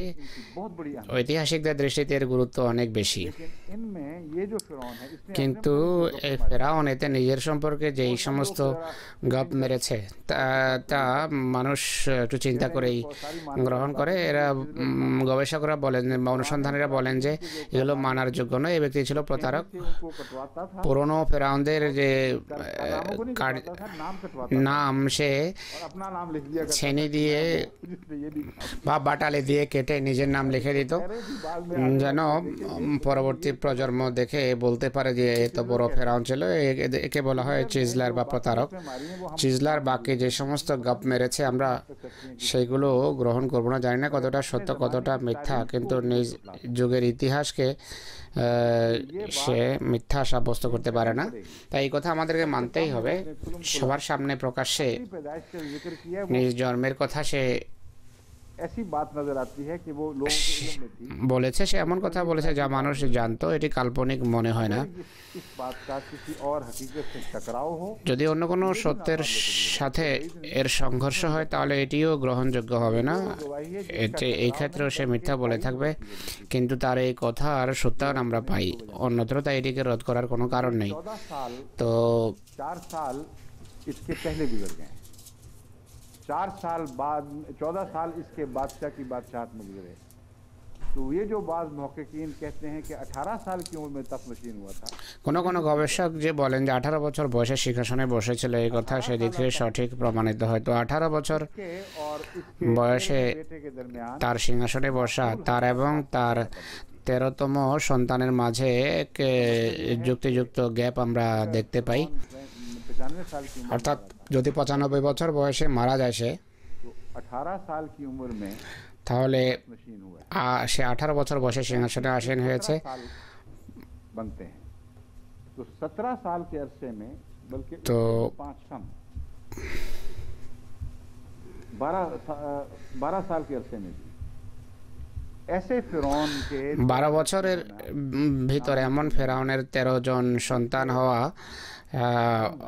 অসম্ভব নয়, যার ঘরে স্ত্রী ছিল অনেক, যে গর্ব করতো যে কিছু তো আমার স্ত্রী আর কিছু হলো আমার দাসী। दाश्ताएं हैं, उनसे ऐसे बच्चों का पैदा होना नामुमकिन है। তাদের ঘরে এমন সন্তান জন্মগ্রহণ অসম্ভব নয়। এক স্ত্রী যতটুকু সম্পর্ক আছে, আর এক স্ত্রী সন অফ প্রি, যার সম্পর্কে मिनफता की माँ थी, বলা হয় যে তিনি মেনফাতার মা ছিলেন। मिनफता की माँ আর মেনফাতার মা 4 बच्चों की माँ बयान की जाती বলা হয় 4 সন্তানের জননী। 4 সন্তান ছিল তার। তাই है। बयान के এই কথা কোরআনের বিবরণের সাথে খাপ খায়। হজরত মূসার যখন জন্ম হয়, ने आपको যেই মহিলা তাকে পালক পুত্রা হিসাবে অবলম্বন করছেন তার নাম ছিল ইসনফরি বা আসিয়া। তখন পর্যন্ত তার কোনো ছেলে ছিল না, সন্তান ছিল না। হজরত बादशाह बनने के बाद এর বাদশা হওয়ার পর पहले तो अहकामात जारी किए ने, इनको बर्बाद कर दो, मरवा दो। বাদশা হতেই সে নির্দেশ জারি করে যে এই বনি ইসরায়েলের সব নর সন্তানদেরকে মেরে ফেলো। তার পিতাও বড় অত্যাচারী ছিল এবং সে ये फरमान তাকে অত্যাচারী হিসাবে লালন পালন করেছে। এসেই নির্দেশ জারি করে যে ছেলেদের মেরে ফেলো আর মেয়েদের জীবিত রাখো। নির্দেশ জারি করা অসম্ভব নয়। সেই সময় হযরত মূসার জন্ম হয়, আর তখন পর্যন্ত এর কোনো সন্তান ছিল না। आसिया को खुदा ने এরপর আসিয়াকে আল্লাহ তাআলা সেই एक बेटा नहीं আল্লাহ তাআলা 4 ছেলে দিয়েছেন। তাদের একজন ছিল মেনফাতা। आसिया ने लंबा আসিয়া দীর্ঘকাল এর জুলম এবং নির্লজ্জতার যুগ দেখেছে। কোরআনের দোয়া যা আসিয়ার নামে কোরআনে উল্লেখ আছে, দীর্ঘকাল দুঃখ সহ্য করেন এবং বলে যে হে আল্লাহ, এই জালেম এবং অত্যাচারী থেকে আমাকে মুক্তি দাও। ने निजात देखी हमें इसके তিনি মুক্তির যুগ কখন দেখেছেন আমরা জানি না, কিন্তু আসিয়ার ইতিহাস সম্পর্কে অনুসন্ধান আবশ্যক। এই সম্পর্কে আলেমরা পড়ুন, ভাবুন। আমি পুনরায় এটি বলবো যে মুফাসসিরদের রওয়ায়াতের পিছনে ছুটবেন না। তারা সরাসরি কোনো জ্ঞান রাখতো না, তারা সত্যের সাথে সম্পর্ক রাখতো না। পরে আবিষ্কৃত এই সমস্ত ভান্ডারের প্রতি মনোযোগ দিন, আল্লাহর কাছে দোয়া করুন, তাহলে ইনশাল্লাহ অনেক কথার উপর থেকে আমরা পর্দা উন্মোচন করার সৌভাগ্য পাব। দ্বিতীয় বিষয় যার সমাধান করতে হবে তা হলো হামান, আর তৃতীয় হলো কারণ। তাদের তিনজনই রামসেসের যুগে রামসেসের সমসাময়িক যুগের মানুষ ছিল। ঐতিহাসিকরা বলেন যে এটি সম্ভব এবং সমসাময়িক যুগের মানুষ তারা। হামান নামটি কি, কেমন নাম এটি, এই সম্পর্কে একটু গবেষণা কর্ম আপনাদের সামনে তুলে ধরি।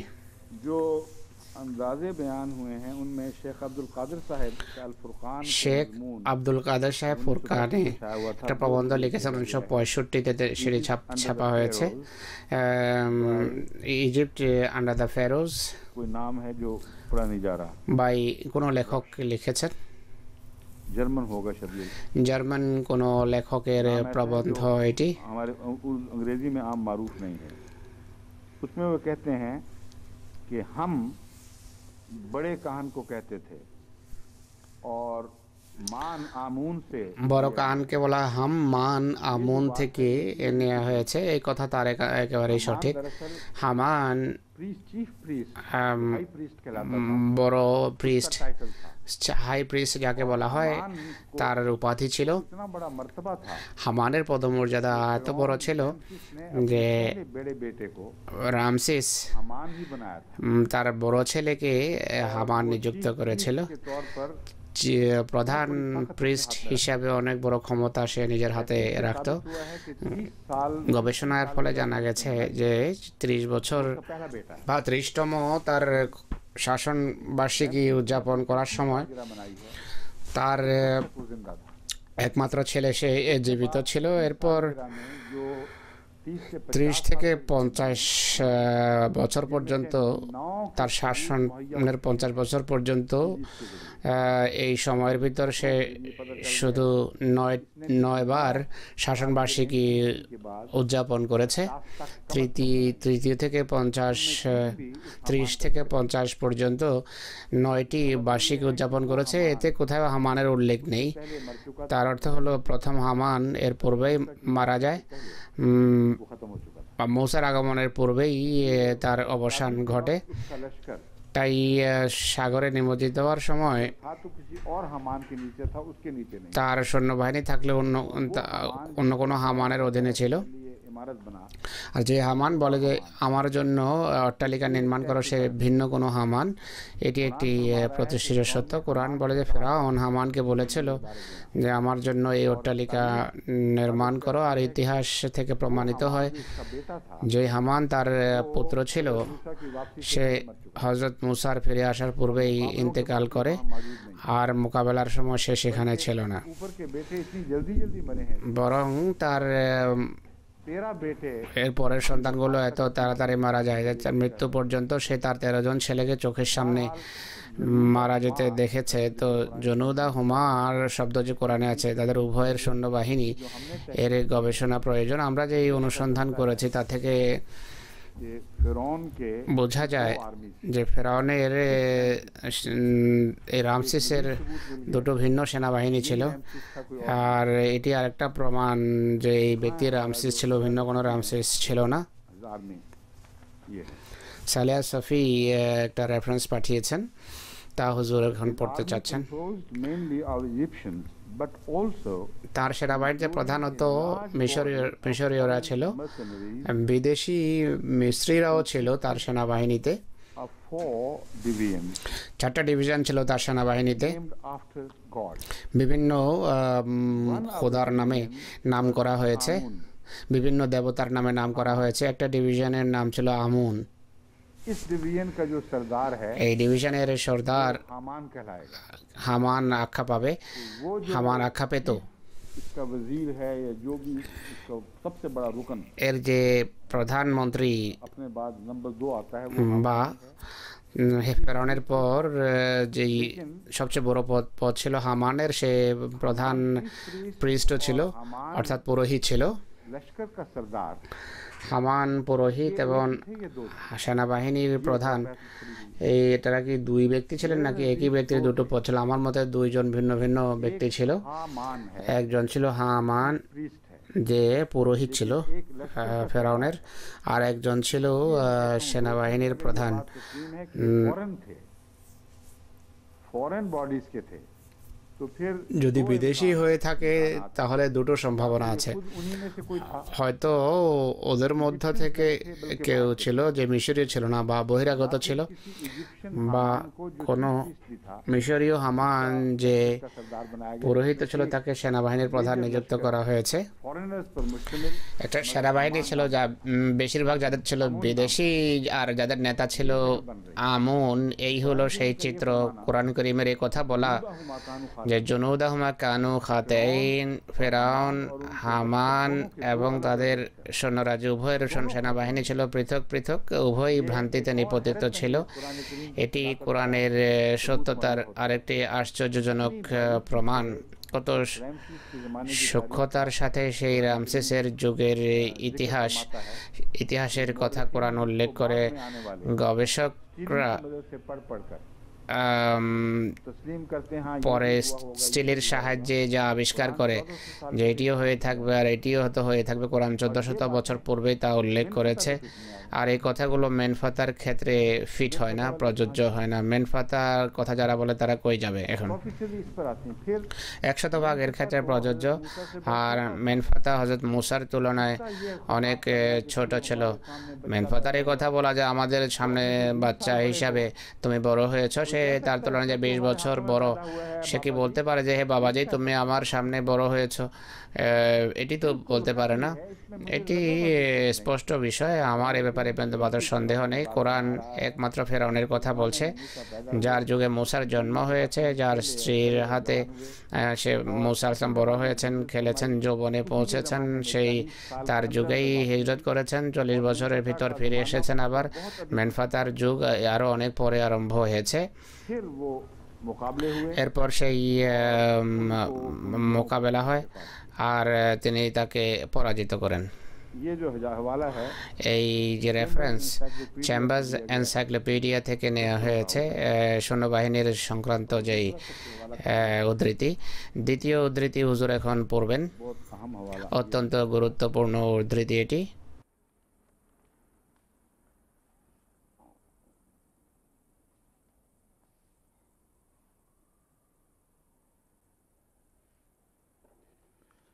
मैंने एक स्टीली का जिक्र किया था, আমি একটা স্টিলি বা ফলকের কথা বলেছিলাম, যার সম্পর্কে মেনফাতার, যাতে মেনফাতার একটা অহংকারের কথা দেখা যায়।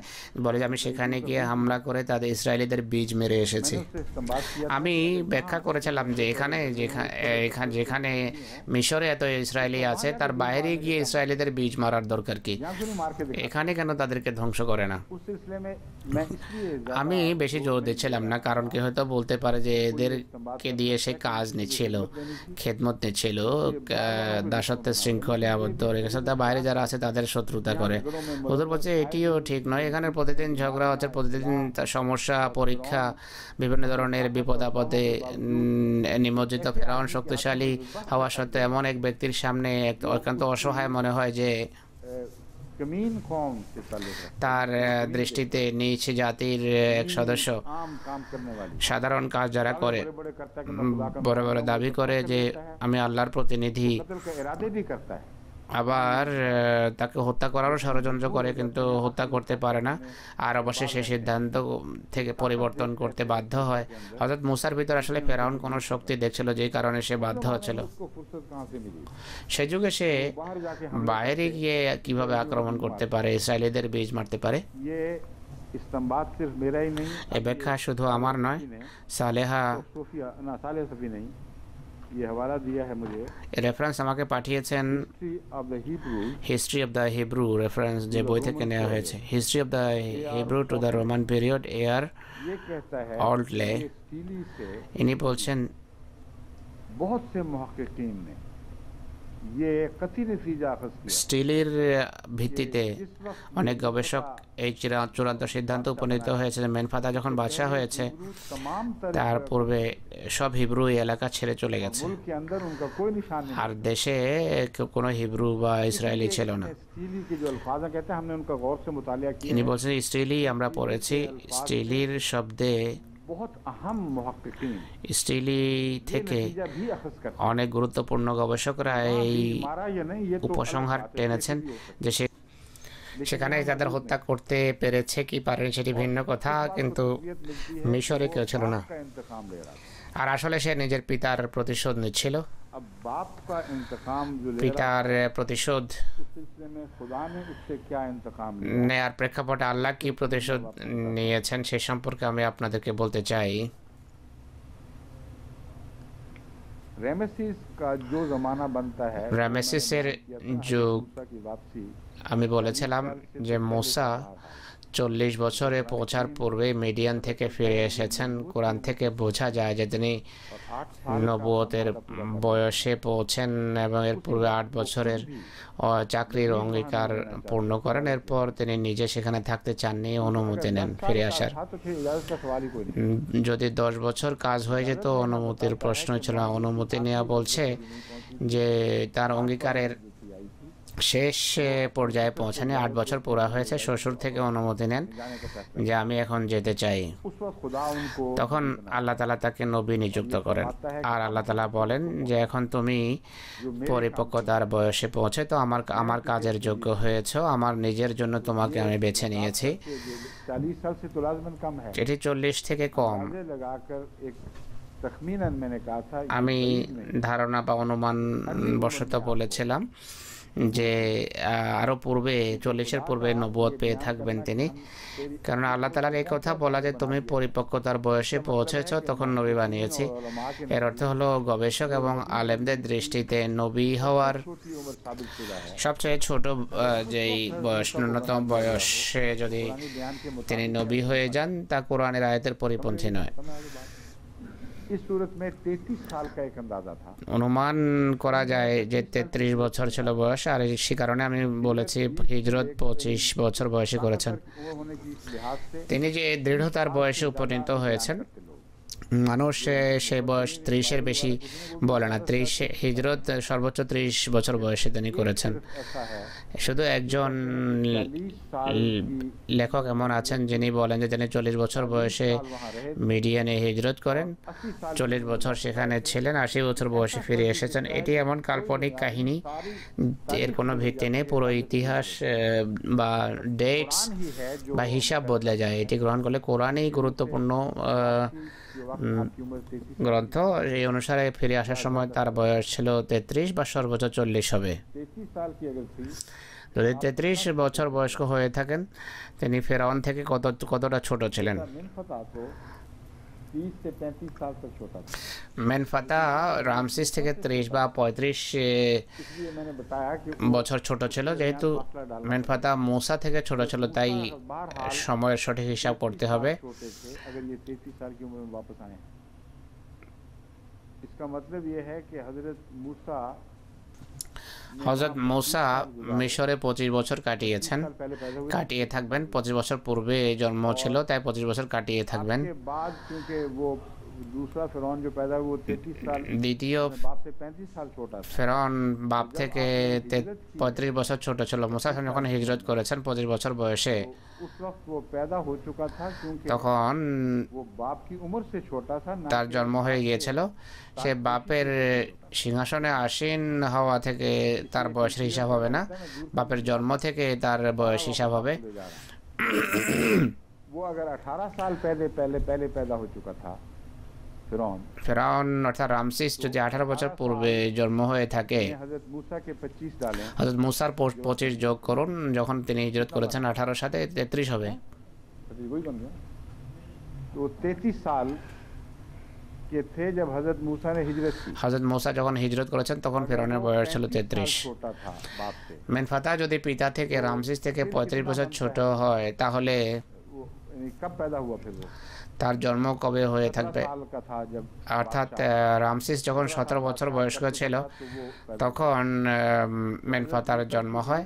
হযরত মূসার হিজরতের পূর্বেই এর জন্ম হয় মেনফাতার। হিজরত থেকে ফিরে আসার সময় সে এক বালক ছিল, তত দৃঢ় বয়সে পৌঁছেনি। এটি হলো চিত্র যা সামনে আসে। लेकिन जब मुकाबला हुआ है কিন্তু হযরত মূসার সাথে যখন মোকাবেলা হয় রামসিসের, मैंने कुरान करीम के हवाले से बताया था कि এই প্রেক্ষাপটে কোরআনের প্রেক্ষাপটে আমি বলেছি 8 से 10 साल तक যে जरूर गुजरा होगा। 8 থেকে 10 বছর অবশ্যই তার সেখানে কেটেছে। আমি এই সম্পর্কে আরও অনুসন্ধান করেছি কাল এবং আজকের মাঝে।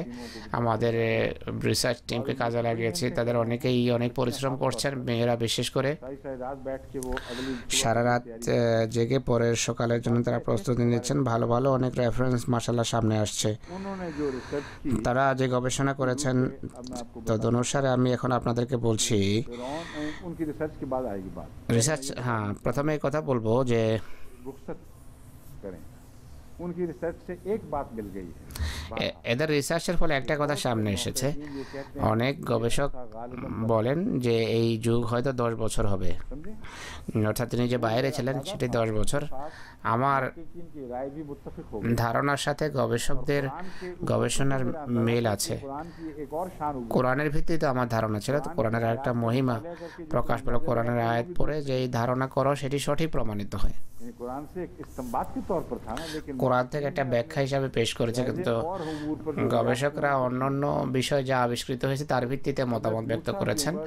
হযরত 40 साल की थी। মূসা যখন হিজরত করেছেন বা ফিরে এসেছেন বয়স 43 ছিল। फिरौन अगर 18 साल का था जब वो बादशाह बना, এটি এক হিসাব অনুসারে ফেরাউন যখন সে বাদশাহ হয়েছে, ফেরাউনের বয়স যদি 18 হয়, 18 সাথে 43 যোগ করুন কত দাঁড়ায়? 61। वो गरकाबी का वाकया उसके ऊपर पेश है। সে যখন নিমজ্জিত হয় के वक्त তখন এটি ছিল তার বয়স ডুবার সময়। সেই সময় মেনফাতার বয়স কত ছিল? 61 से अगर वो 30 साल छोटा था तो 31 साल का था। তখন তার বয়স ছিল 31 বছর। যদি 35 বছর ছোট হয় ना वो 26 साल का बनता है। তাহলে তার বয়স দাঁড়ায় 26। मेनफता अभी लड़का ही था। মেনফাতা তখনও এক বালকই ছিল যখন এই ঘটনা ঘটে। देखना ये है कि उस उम्र के बाद जो बयान की 61 की उम्र है, এই যে 61 বছর বয়স বলা হয় রামসিসের, তখন থেকে মৃত্যু পর্যন্ত सजा याफ्ता के तौर पर সে কি শাস্তিপ্রাপ্ত এক ব্যক্তি হিসাবে জীবিত ছিল, শিক্ষণীয় নিদর্শন হিসাবে জীবিত ছিল, নাকি পূর্বে যেমন তার মহিমা যশ আর খ্যাতি ছিল তেমনই ছিল? এই পুরো বিষয় বর্ণনার জন্য আমি আপনাদেরকে মানসিকভাবে প্রস্তুত করছি যেন আপনারা বুঝতে পারেন। के साथ जो हुआ है রামসেসের সাথে যে ঘটনা ঘটেছে में बताती है। তার সম্পর্কে গবেষণা पहली बात तो আমাদেরকে বলে যে 1881 সনে রামসেস এবং সেঠি উভয়ের মমি আবিষ্কৃত হয়েছে। 1881 1881-তে यानी हजरत হযরত মসিহ মওদের দাবির যুগের খুব কাছে এই ঘটনা ঘটেছে। आपको इल्हाम मामूर 1982-তে 1882-তে মামুর হওয়ার এলহাম লাভ করেন, আর 81-তে তাদের মমি আবিষ্কৃত হয়। जमाने में दरियाफ्त আর এর লাশ মুসলিমদের যুগে আবিষ্কৃত হওয়া এটি আমার অবস্থানকে আরও দৃঢ় করে। হযরত মসিহ মওদের সমর্থনে আল্লাহ তাআলা खजाने उगले हैं যে ভান্ডার या বের করেছেন सबूत मुहैया फरमाए বা যে প্রমাণ भी था। সরবরাহ করেছেন সেগুলোর এটিও একটি। जो मिनफता है वो बात की दरियाफ्त, মেনফাতা হলো পরের আবিষ্কার। समझे? মেনফাতার মমি পরে আবিষ্কৃত হয়েছে। এই দুজনের মমি 1881-তে আবিষ্কৃত হয়। রামসিস ছিল লম্বা এবং সুঠাম, মাথা ছিল Into his body, লম্বা, দেহের তুলনায় মাথা ছোট, He was about 6 feet tall. আর তার খুলি ছিল, मम्मी से जो इन्होंने মাথা ছিল ন্যাড়া। किससे कहानियां नहीं, मम्मी ने बताई है खुद अपनी कहानी। মমি থেকে পরীক্ষা নিরীক্ষা করে এগুলা বলেছেন বিজ্ঞানীরা। 6 ফুট লম্বা মাথা ছিল, बॉडी जो है उससे ज्यादा ऊंचा था দেহের তুলনায় উঁচা কিন্তু ছোট, এক অহংকারী। और एरोगेंट फिरौन का मतलब बड़ा ही होना चाहिए। অহংকারী ফেরাউনের মাথা লম্বাই হওয়া উচিত, सजाही तौर पर বাহ্য তো ফুলা ছিল। मेडिकल स्टडीज शो চিকিৎসা মেডিকেল শাস্ত্র বলে যে সে বৃদ্ধ বয়সে মারা গেছে, इन हिज 90s। মনে হয় 90-এর দশকে 95 साल का বা 90 থেকে 95 বছর বয়সে যে মারা গেছে, যে আমরা বলি মেডিকেল গবেষণা এটাকে সমর্থন করছে, এটি কাল্পনিক কথা নয়। X-rays of his bones show তার হাড়ের এক্সরে থেকে বোঝা যায় যে তার নিতম্বের হাড়ে বাত ছিল এবং সে খুঁড়িয়ে হাঁটতো, হাঁটার সময় খোঁড়াতো। इस तरह भी था তার অহংকার আল্লাহ তাআলা এইভাবে চূর্ণ বিচূর্ণ করেছেন যে অহংকারের সাথে মাটিতে পা মারতো, कि एक टांग लंबी कर दी তার এক পা और शदीद ল্যাংড়া হয়ে যায় এবং হাঁটার সময় মারাত্মক কষ্ট হতো, लिम्प करके आखिरी उम्र में। তাই খুঁড়িয়ে খুঁড়িয়ে হাঁটতো শেষ বয়সে। X-rays of his bone shows it was তার then he had a serious problem with his teeth. তার দাঁতেরও মারাত্মক সমস্যা ছিল, Badly pitted. দাঁতের গোড়া খুব ক্ষতিগ্রস্ত হয় এবং ये পুজো ছিল। unpleasant একই সাথে তার মুখ অত্যন্ত দুর্গন্ধযুক্ত ছিল, আনপ্লেজেন্ট ব্রেথ। लफ्ज़ इस्तेमाल किए। হুজুর বলছেন যে খুব নরম শব্দ ব্যবহার করেছে, আনপ্লেজেন্ট ব্রেথ। Connection पे অত্যন্ত जो दांतों का हमने দুর্গন্ধযুক্ত নিঃশ্বাস ছিল তার। দাঁতের গোড়ার পরীক্ষা হয়েছে, बीमारी थी অত্যন্ত কষ্টদায়ক ব্যাধিতে সে আক্রান্ত ছিল দাঁতের। और उसके अलावा मुंह से सख्त बदबू फूटती। মুখ থেকে ভয়াবহ দুর্গন্ধ বেরোতো। ये नक्शा है जो मेडिकल এই ছিল একটি চিত্র से हमें मिलता है। মেডিকেল হিস্ট্রি, মেডিকেল চিকিৎসা, মেডিকেল ইতিহাস থেকে আমরা এটি জানতে পারি তার লাশের। दूसरा doctor Rosalie David doctor Rosalie David Mysteries of the Mummies mysteries of the mummies 1978 के मुतालिक कहती हैं লিখেছেন। তিনি র্যামসিস সম্পর্কে বলেন যে আমাদের গবেষণা অনুসারে তার আর্টেরিওস্ক্লেরোসিস হয়েছিল, कई साल से डेवलप যা ক্রমশ বেড়েছে। ये है कि जब वो फिर हज़रत मूसा से मुकाबला हुआ है এর অর্থ হলো মুসার সাথে যখন মোকাবেলা হয়, বাকি 30 বছর তার জীবনের, तो ये बीमारी भी हुई 30 বছরে এই রোগও হয়েছে, চলাফেরাও করতে পারতো না, और तकलीफ पैदा हुई। আর দাঁতের ভয়াবহ রোগ ছিল, কষ্টদায়ক। डॉक्टरों ने बाद তার সম্পর্কে ডাক্তারেরা কোনো জায়গায় লিখেছেন যে এই রোগেই সে মারা গেছে, बड़ी तकलीफ में আর বড় কষ্টদায়ক অবস্থায় মরেছে, আর আর্টেরিওস্ক্লেরোসিস হয়েছে। बिलअमूम আর याददाश्त को कमजोर किया। এর ফলে তার স্মৃতিশক্তি দুর্বল হয়ে যায়, মনোবল দুর্বল হয়। যদিও तो कहा जा सकता है कि इसको বলা যেতে পারে যে তার হোশ ছিল শেষ মুহূর্ত পর্যন্ত, আর मगर होशो বেহুশ হওয়ার কোনো প্রমাণ নেই। কিন্তু হোশ থাকা এমন কষ্টের মাঝে এটি তেমন কোনো लेकिन जब ये मरा है तो প্রশংসার বিষয় নয়। সে যখন মারা যায় फिर होके मरा है। সে चुनाचे मौत সত্যিকার অর্থে অকার্যকর অবস্থায় মারা যায়, অচল অবস্থায় মারা যায়। तो कहते हैं ঐতিহাসিকরা এই যুগের কথা বলতে গিয়ে বলেন काबले की उम्र हम बताते हैं মূসার যে যুগে মোকাবেলা হয়েছে, वन का था और যখন তার বয়স ছিল 61, মূসা মিশর থেকে বেরিয়ে যান।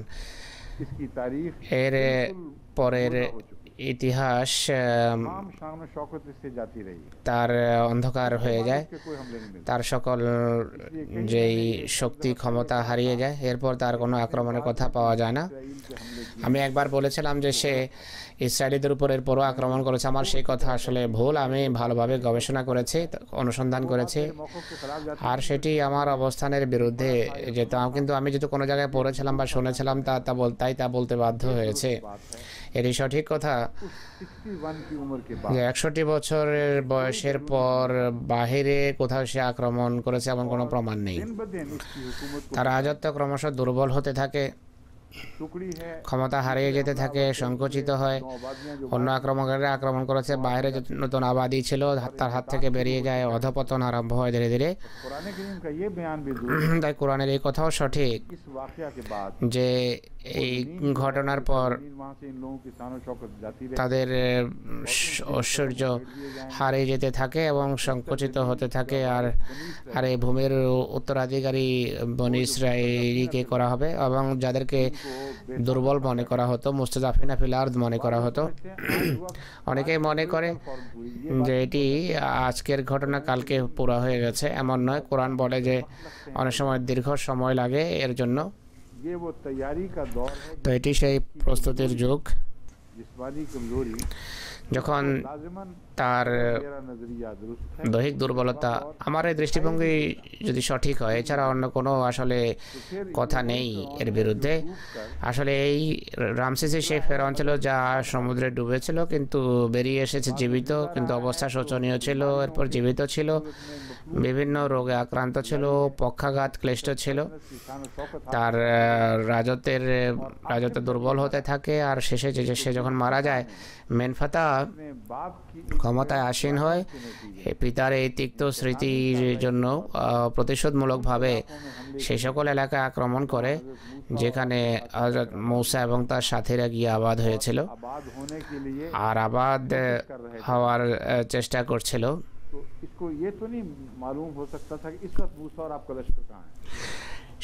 এটি জানা সম্ভব ছিল না যে মূসা এবং তার লস্কর কোথায় ছিল, কিন্তু যে কয়েকজন ফিলিস্তিন এলাকায় বসবাস করছিল হয়তো সে তাদেরকে সবাইকে হত্যা করেছে, হয়তো ভেবেছে যে এরাই একমাত্র ইসরায়েলি, বা সে অনেক মিথ্যা বলেছে, গপ মেরেছে, হয়তো মারা এবং জুলম অত্যাচারের পর ফিরে এসেছে। বনি ইসরায়েলি অবশ্যই এরপর জীবিত ছিল। আর এমন হয় যে কিছুদিন পর ফেরাউন এবং তার বংশের বীজ মিশর থেকে সম্পূর্ণভাবে মিটে যায়। মেনফাতার যুগে অধপতন অব্যাহত থাকে আর তার ছেলেদের যুগে খুব দ্রুত এই ক্ষমতা তাদের হাত থেকে হারিয়ে যায়। এরপর গ্রিক সেখানে আক্রমণ করে, গ্রিক চিরতরে তাদের যুগের অবসান ঘটায়। আর গ্রিসের আক্রমণের ফলে বনে ইসরায়েলিদের আল্লাহ তাআলা বিজয়ের পথ দেখিয়েছেন। আল্লাহ তাআলার তাকদীর দেখুন কিভাবে কাজ করে। গ্রিস বা গ্রিক যারা ছিল তারা হযরত ঈসার বাণী গ্রহণ করেছে। আর আমরা গ্রিক ভাষার মুখাপেক্ষী, আসলে আসল বাইবেল পর্যন্ত পৌঁছার জন্য যে বাইবেলে ছিল, গ্রিক বা গ্রিস অনেক বড় ভূমিকা পালন করেছে। গ্রিস দীর্ঘকাল মিশরকে করতলগত রেখেছে আর এটি এক অদ্ভুতভাবে ক্ষমতা হস্তান্তরের কারণ হয়েছে। ফেরাউনের দেশকে যারা করতলগত করেছিল তারা ঈসার দাসত্ব বরণ করেছে আর ইসরায়েলি তাদের উপর সে দেশের উপর ছেয়ে যায়। আর খোদার প্রতিশ্রুতি এইভাবে পুরা হয়। এটি এমন নয় যে আজকে কথা হলো কালকে হঠাৎ করে পুরা হয়ে যাবে। ইতিহাসের পুনরাবৃত্তি হয় এবং আশ্চর্যজনকভাবে খোদা তাআলার পবিত্র কুদরত কাজ করে।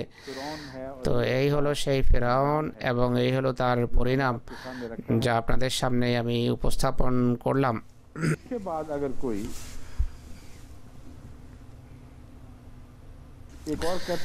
আরেকজন লেখক বলেন যে রামসেস দ্বিতীয় তার জীবনের শেষ অংশে অনেক বার্ধক্যজনিত রোগে ভোগে, সীমান্তে অনেক প্রকারের বিদ্রোহ দেখা দেয়।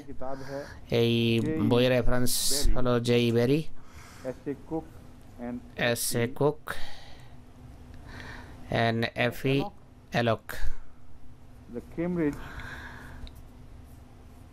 The Cambridge Ancient History বইয়ের নাম।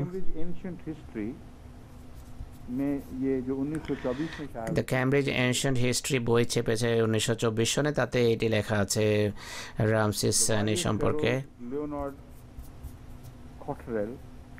एवंस ब्रदर्स लिमिटेड 1968 में भी इसी से मिलते जुलते मजमून की बातें मिली। 1968 সনের আরেকটা বইতে একই ধরনের কথা আছে। কনক্লুড করতে हुए आपको ये बताना चाहता हूं, এখন শেষের দিকে আমি কথা বলতে চাই कि इन सब बातों के बावजूद এই সব কিছু সত্ত্বেও আমি মনে করি যে গবেষণা অব্যাহত থাকা উচিত। दरअसल मुझे इस मौक़िफ़ से कोई मोहब्बत नहीं है। এই দৃষ্টিভঙ্গির প্রতি डूब कर बच गया। আমার কোনো আকর্ষণ নেই যে ফেরাউন নিমজ্জিত হয়েছিল এবং সে বেঁচে গেছে। এটি दिल तो यही चाहता है कि उस फिरौन की लाश दस्तयाब हो जाए আমার মন এটি চায় যে সে ফেরাউনের লাশ সামনে আসুক যার সাথে মুসার সংঘর্ষে লিপ্ত হয়েছে, যে ডুবে মরে গেছে। তাহলে আমরা সেই অর্থ করব যে তার দেহ রক্ষা পেয়েছে, প্রাণ নয়। কিন্তু সাক্ষ্য প্রমাণ আমাকে বাধ্য করছে কথা বলতে। সমস্ত ঐতিহাসিক সাক্ষ্য প্রমাণ এছাড়া আমার জন্য আর কোনো রাস্তা বাকি রাখে না। शायद का ये तर्जुमा करूं অর্থাৎ এই আয়াতের আমি অনুবাদ করতে বাধ্য যে তোমার আত্মার का वक्त अब नहीं। মুক্তির সময় নয়, ঈমান আনার সময় নয় এটি। দৈহিক জীবনকে মুক্তি দিয়ে আল্লাহর মহিমা পরিপন্থী নয়, তা নিমজ্জিত হওয়া সত্ত্বেও আমরা তোমাকে জীবিত রাখতে পারি। जिंदा रहोगे तो কিন্তু জীবিত থাকলেও ঈমানের ফলে তোমার কোনো লাভ হবে না। এই যে চিরস্থায়ী নীতি কোরআনে বর্ণিত হয়েছে যে মৃত্যুর সময়কার তওবা গৃহীত হয় না, এটি সেই দিকে ইঙ্গিত। সে যদি সেই তওবা আল্লাহ গ্রহণ করতেন इसको जन्नत में जाना তাহলে তার জান্নাতে যাওয়া আবশ্যক ছিল। এটি হলো ব্যাখ্যা। কিন্তু ऐसा मौक़िफ़ এটি আমার এমন অবস্থান নয় যার সম্পর্কে বলতে পারি যে এছাড়া অন্য কিছু সম্ভব নয়। আমি চাই যদি কিছু হতে পারে তাহলে দেখাও আমাকে, এছাড়া আর কি হতে পারে। मेरी वो शिकस्त भी मेरी फतह हो। আমার সেই পরাজয় আমার বিজয়ী হবে, কেননা আমি কোরআনের ভালোবাসায় কোরআনের নিদর্শন প্রদর্শন করছি। আর এক অন্যায় আক্রমণ থেকে কোরআনকে বাঁচানোর চেষ্টা করছি, যা কোরআনের সাহায্যে হয়েছে। कर रहा कि गिरा पड़ा कमजोर আমি দুর্বল ব্যক্তিকে বাঁচানোর চেষ্টা করছেন। আমি কোরআন পড়েছি, কোরআন এত आयल अपने दिफा के मौजूद শক্তিশালী প্রমাণ নিজের পক্ষে রাখে যে কোরআনের আলোতেই সেই ইতিহাস আমি পড়েছি যা ইতিপূর্বে কখনো ফেরাউন ইতিপূর্বে কেউ ফেরাউনের ইতিহাসকে এভাবে পড়েনি। আমার মতে সব কথা अपने मकाम पर बैठ সমস্ত জটিলতার সমাধান হয়ে গেছে। যদি কেউ মতভেদ রাখে তাহলে অসুবিধা নেই, এটি তাকওয়ার সাথে মতভেদ রাখো।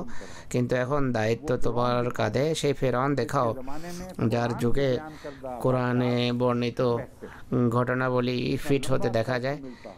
এত দীর্ঘ যুগ সে পেয়ে থাকবে, যার সম্পর্কে और किताब है जिसमें ये लिखा है আরেকটি বইতে अक्सर बेहतरीन এটি जो লেখা আছে যে সবচেয়ে ये मानने पर मजबूर हो चुके हैं উত্তম গবেষক বুদ্ধিজীবী যারা আছে তারা এটা মানতে বাধ্য হয়েছে। রামসেসের যুগেই মুসার সাথে সংঘর্ষ হয়েছে, কারণ তারা বলে कि तारीख যে दिखाई देती তার ইতিহাসের সব কথাই, है वाकयात से ही मुताबिक যেসব কথা আমরা দেখি সেগুলো মুসার ঘটনার সাথে খাপ খেতে দেখা যায়। তারা এই ক্ষেত্রে আসলে সেই সব সকল কথার দিকে ইশারা করছে বাইবেলে যে সকল কথা কোরআনের সাথে মিল রাখে। নির্মাণ, তার প্রভাব, প্রতাপ, পৃথক সৈন্যরাজি, আর একটি সেনাপতির অধীনে যে সেনাবাহিনী ছিল, এসব কথা বলে তারা এই উপসংহারই টানে। তাই কেউ যদি এটি প্রমাণ করতে পারে যে ফেরাউন রামসেস ছিল না, ভিন্ন কোনো ফেরাউন ছিল, তাহলে পুরো সেনাবাহিনী উঠিয়ে তার যুগে নিয়ে যেতে হবে। তার যুগের এক আসিয়া দেখাতে হবে। उसके उसके आसिया तो पहले मानते हैं ना, उसके ज़माने में उसका जाओ हश्र তার যুগে তার প্রভাব প্রতিপত্তি, বিভিন্ন শহর গড়ে তোলা, আর जो टक्कर और বনি ইসরায়েলের সাথে সংঘর্ষ, ফের का बार बार नाजिल বারবার নিদর্শন চাওয়া, নিদর্শন প্রদর্শন, এসব কথা কিন্তু অন্য ফেরানোর যুগে দেখাতে হবে। যদি দেখাতে পারেন তাহলে আমিই জিতব, কেননা কোরআনের বিজয় আমার বিজয়। আমি বলবো যে হ্যাঁ, কোরআন मौक़िफ़ भी साबित हो সম্পর্কে এই কথা প্রমাণিত হয়েছে যে এই ফেরাউনই ছিল, সে মরে গেছে। আমার কি ক্ষতি? আমার তো লাভই লাভ। नहीं मेरे मुताबिक তা আমার সম্পর্কে চিন্তা করবেন না, मुझे खुदा के सुपुर्द रखें। আমাকে আল্লাহর হাতে ছেড়ে দেন। আর আপনার নিজের অবস্থানকে প্রমাণের জন্য গবেষণার ভিত্তিতে কাজ নেই। শুধু দুই একটি তফসিরের রেফারেন্স দেয়া যে ভিন্ন ফেরাউন ছিল, এটি গ্রহণযোগ্য নয়। साबित कर चुका हूँ আমি এখন পর্যন্ত যা প্রমাণ করেছি, कुरान करीम को झुटलाए बगैर कबूल हो কোরআনকে মিথ্যা সাব্যস্ত করা ছাড়া তা সত্য হতেই পারে না। নাউজুবিল্লাহ। মেনফাতা পর্যন্ত से ये साबित हो चुका हो कि आगाज ही में रमसीस के आगाज ही में मूसा पैदा हुआ। কোরআন থেকে এটি প্রমাণিত যে রামসেসের যুগের সূচনাতে মুসার জন্ম হয়েছে। प्रति बयान के 40 এত দীর্ঘকাল पहले वापस लौट आए हैं। কেটে গেছে। झूठा किए बगैर आप इनको पता কোরআনের এই যে ঘোষণা যে 40 বছর পূর্বে তিনি ফিরে এসেছেন, যে মিথ্যা প্রমাণ করা ছাড়া আপনি অন্যদিকে যেতে পারবেন না। কোরআন থেকে বৈধ রাস্তা যতদিন বের না করবেন, কোরআনকে মিথ্যা সাব্যস্ত করে মেনফাতার যুগে প্রবেশ করার আমি অনুমতি দেব না। এটি আবেগ তাড়িত কথাবার্তা, এর সত্যের সাথে কোনো সম্পর্ক নেই। এখন বিদায় চাচ্ছি, असल में जुमेरात का लफ्ज़ বিদায় নিচ্ছি। मुझे ये भी होश नहीं थी कि आज जुमेरात है या बुध है। मैं समझा था बुध, आज बुध है और जुमेरात तक मैं इंशाल्लाह कर लूँगा। আমি বলেছিলাম যে বৃহস্পতিবার পর্যন্ত এটি শেষ করব। আল্লাহ অনুগ্রহ করেছেন। গবেষণার বিষয়ে যখন কথা বলে মানুষের আগে পিছে আর খবর থাকে না কি হচ্ছে। হঠাৎ করে তার মনে পড়ছে, আরে বলছিলাম কি আমি আসলে এ বিষয়ে সম্পূর্ণভাবে অবগাহন করে কথা বলছিলাম। ইন্না ফি খালকিস সামাওয়াতি ওয়াল আরদ সম্পর্কে যে কথা হচ্ছিল তা সহস্রবার তেলাওয়াত করেছি। আমি জানি যে এই আয়াত কোথায়, কিন্তু সেই হাদিসের প্রেক্ষাপটে আমার মাথায় এমন এক নেশা ছিল যে আশপাশের কোনো চেতনাই ছিল না। ये वो बताना चाहता हूँ कि एक इंसान जब एक मजमून में মানুষ যখন একটা বিষয়ে সম্পূর্ণভাবে নিমজ্জিত হয়ে যায়, অবগাহন করে, কিছুক্ষণের জন্য আশপাশের যে পরিবেশ আছে, পরিস্থিতি আছে, তাতে ফিরে আসতে সময় লাগে। যেভাবে অন্ধকার থেকে আলোতে যখন আসে, চোখকে অ্যাডজাস্ট হতে কিছু সময় লাগে। হুজুর কাউকে কাউকে বলছেন যে আপনারা তো আশ্চর্য হচ্ছিলেন যে আমি কি বলছি, এরপর আমিও আশ্চর্য হয়েছি। আগামী পরশু থেকে নতুনভাবে ইনশাআল্লাহ তাফসীর আরম্ভ হবে। যেখানে ছেড়েছিলাম শেষ আয়াত, সেখান থেকে আবার তাফসীর আরম্ভ করব। আসসালামু আলাইকুম। আউযু বিল্লাহি মিনাশ শাইতানির রাজীম। ইয়া আইয়ুহাল্লাযীনা আমানু কুতিবা আলাইকুমুস সিয়াম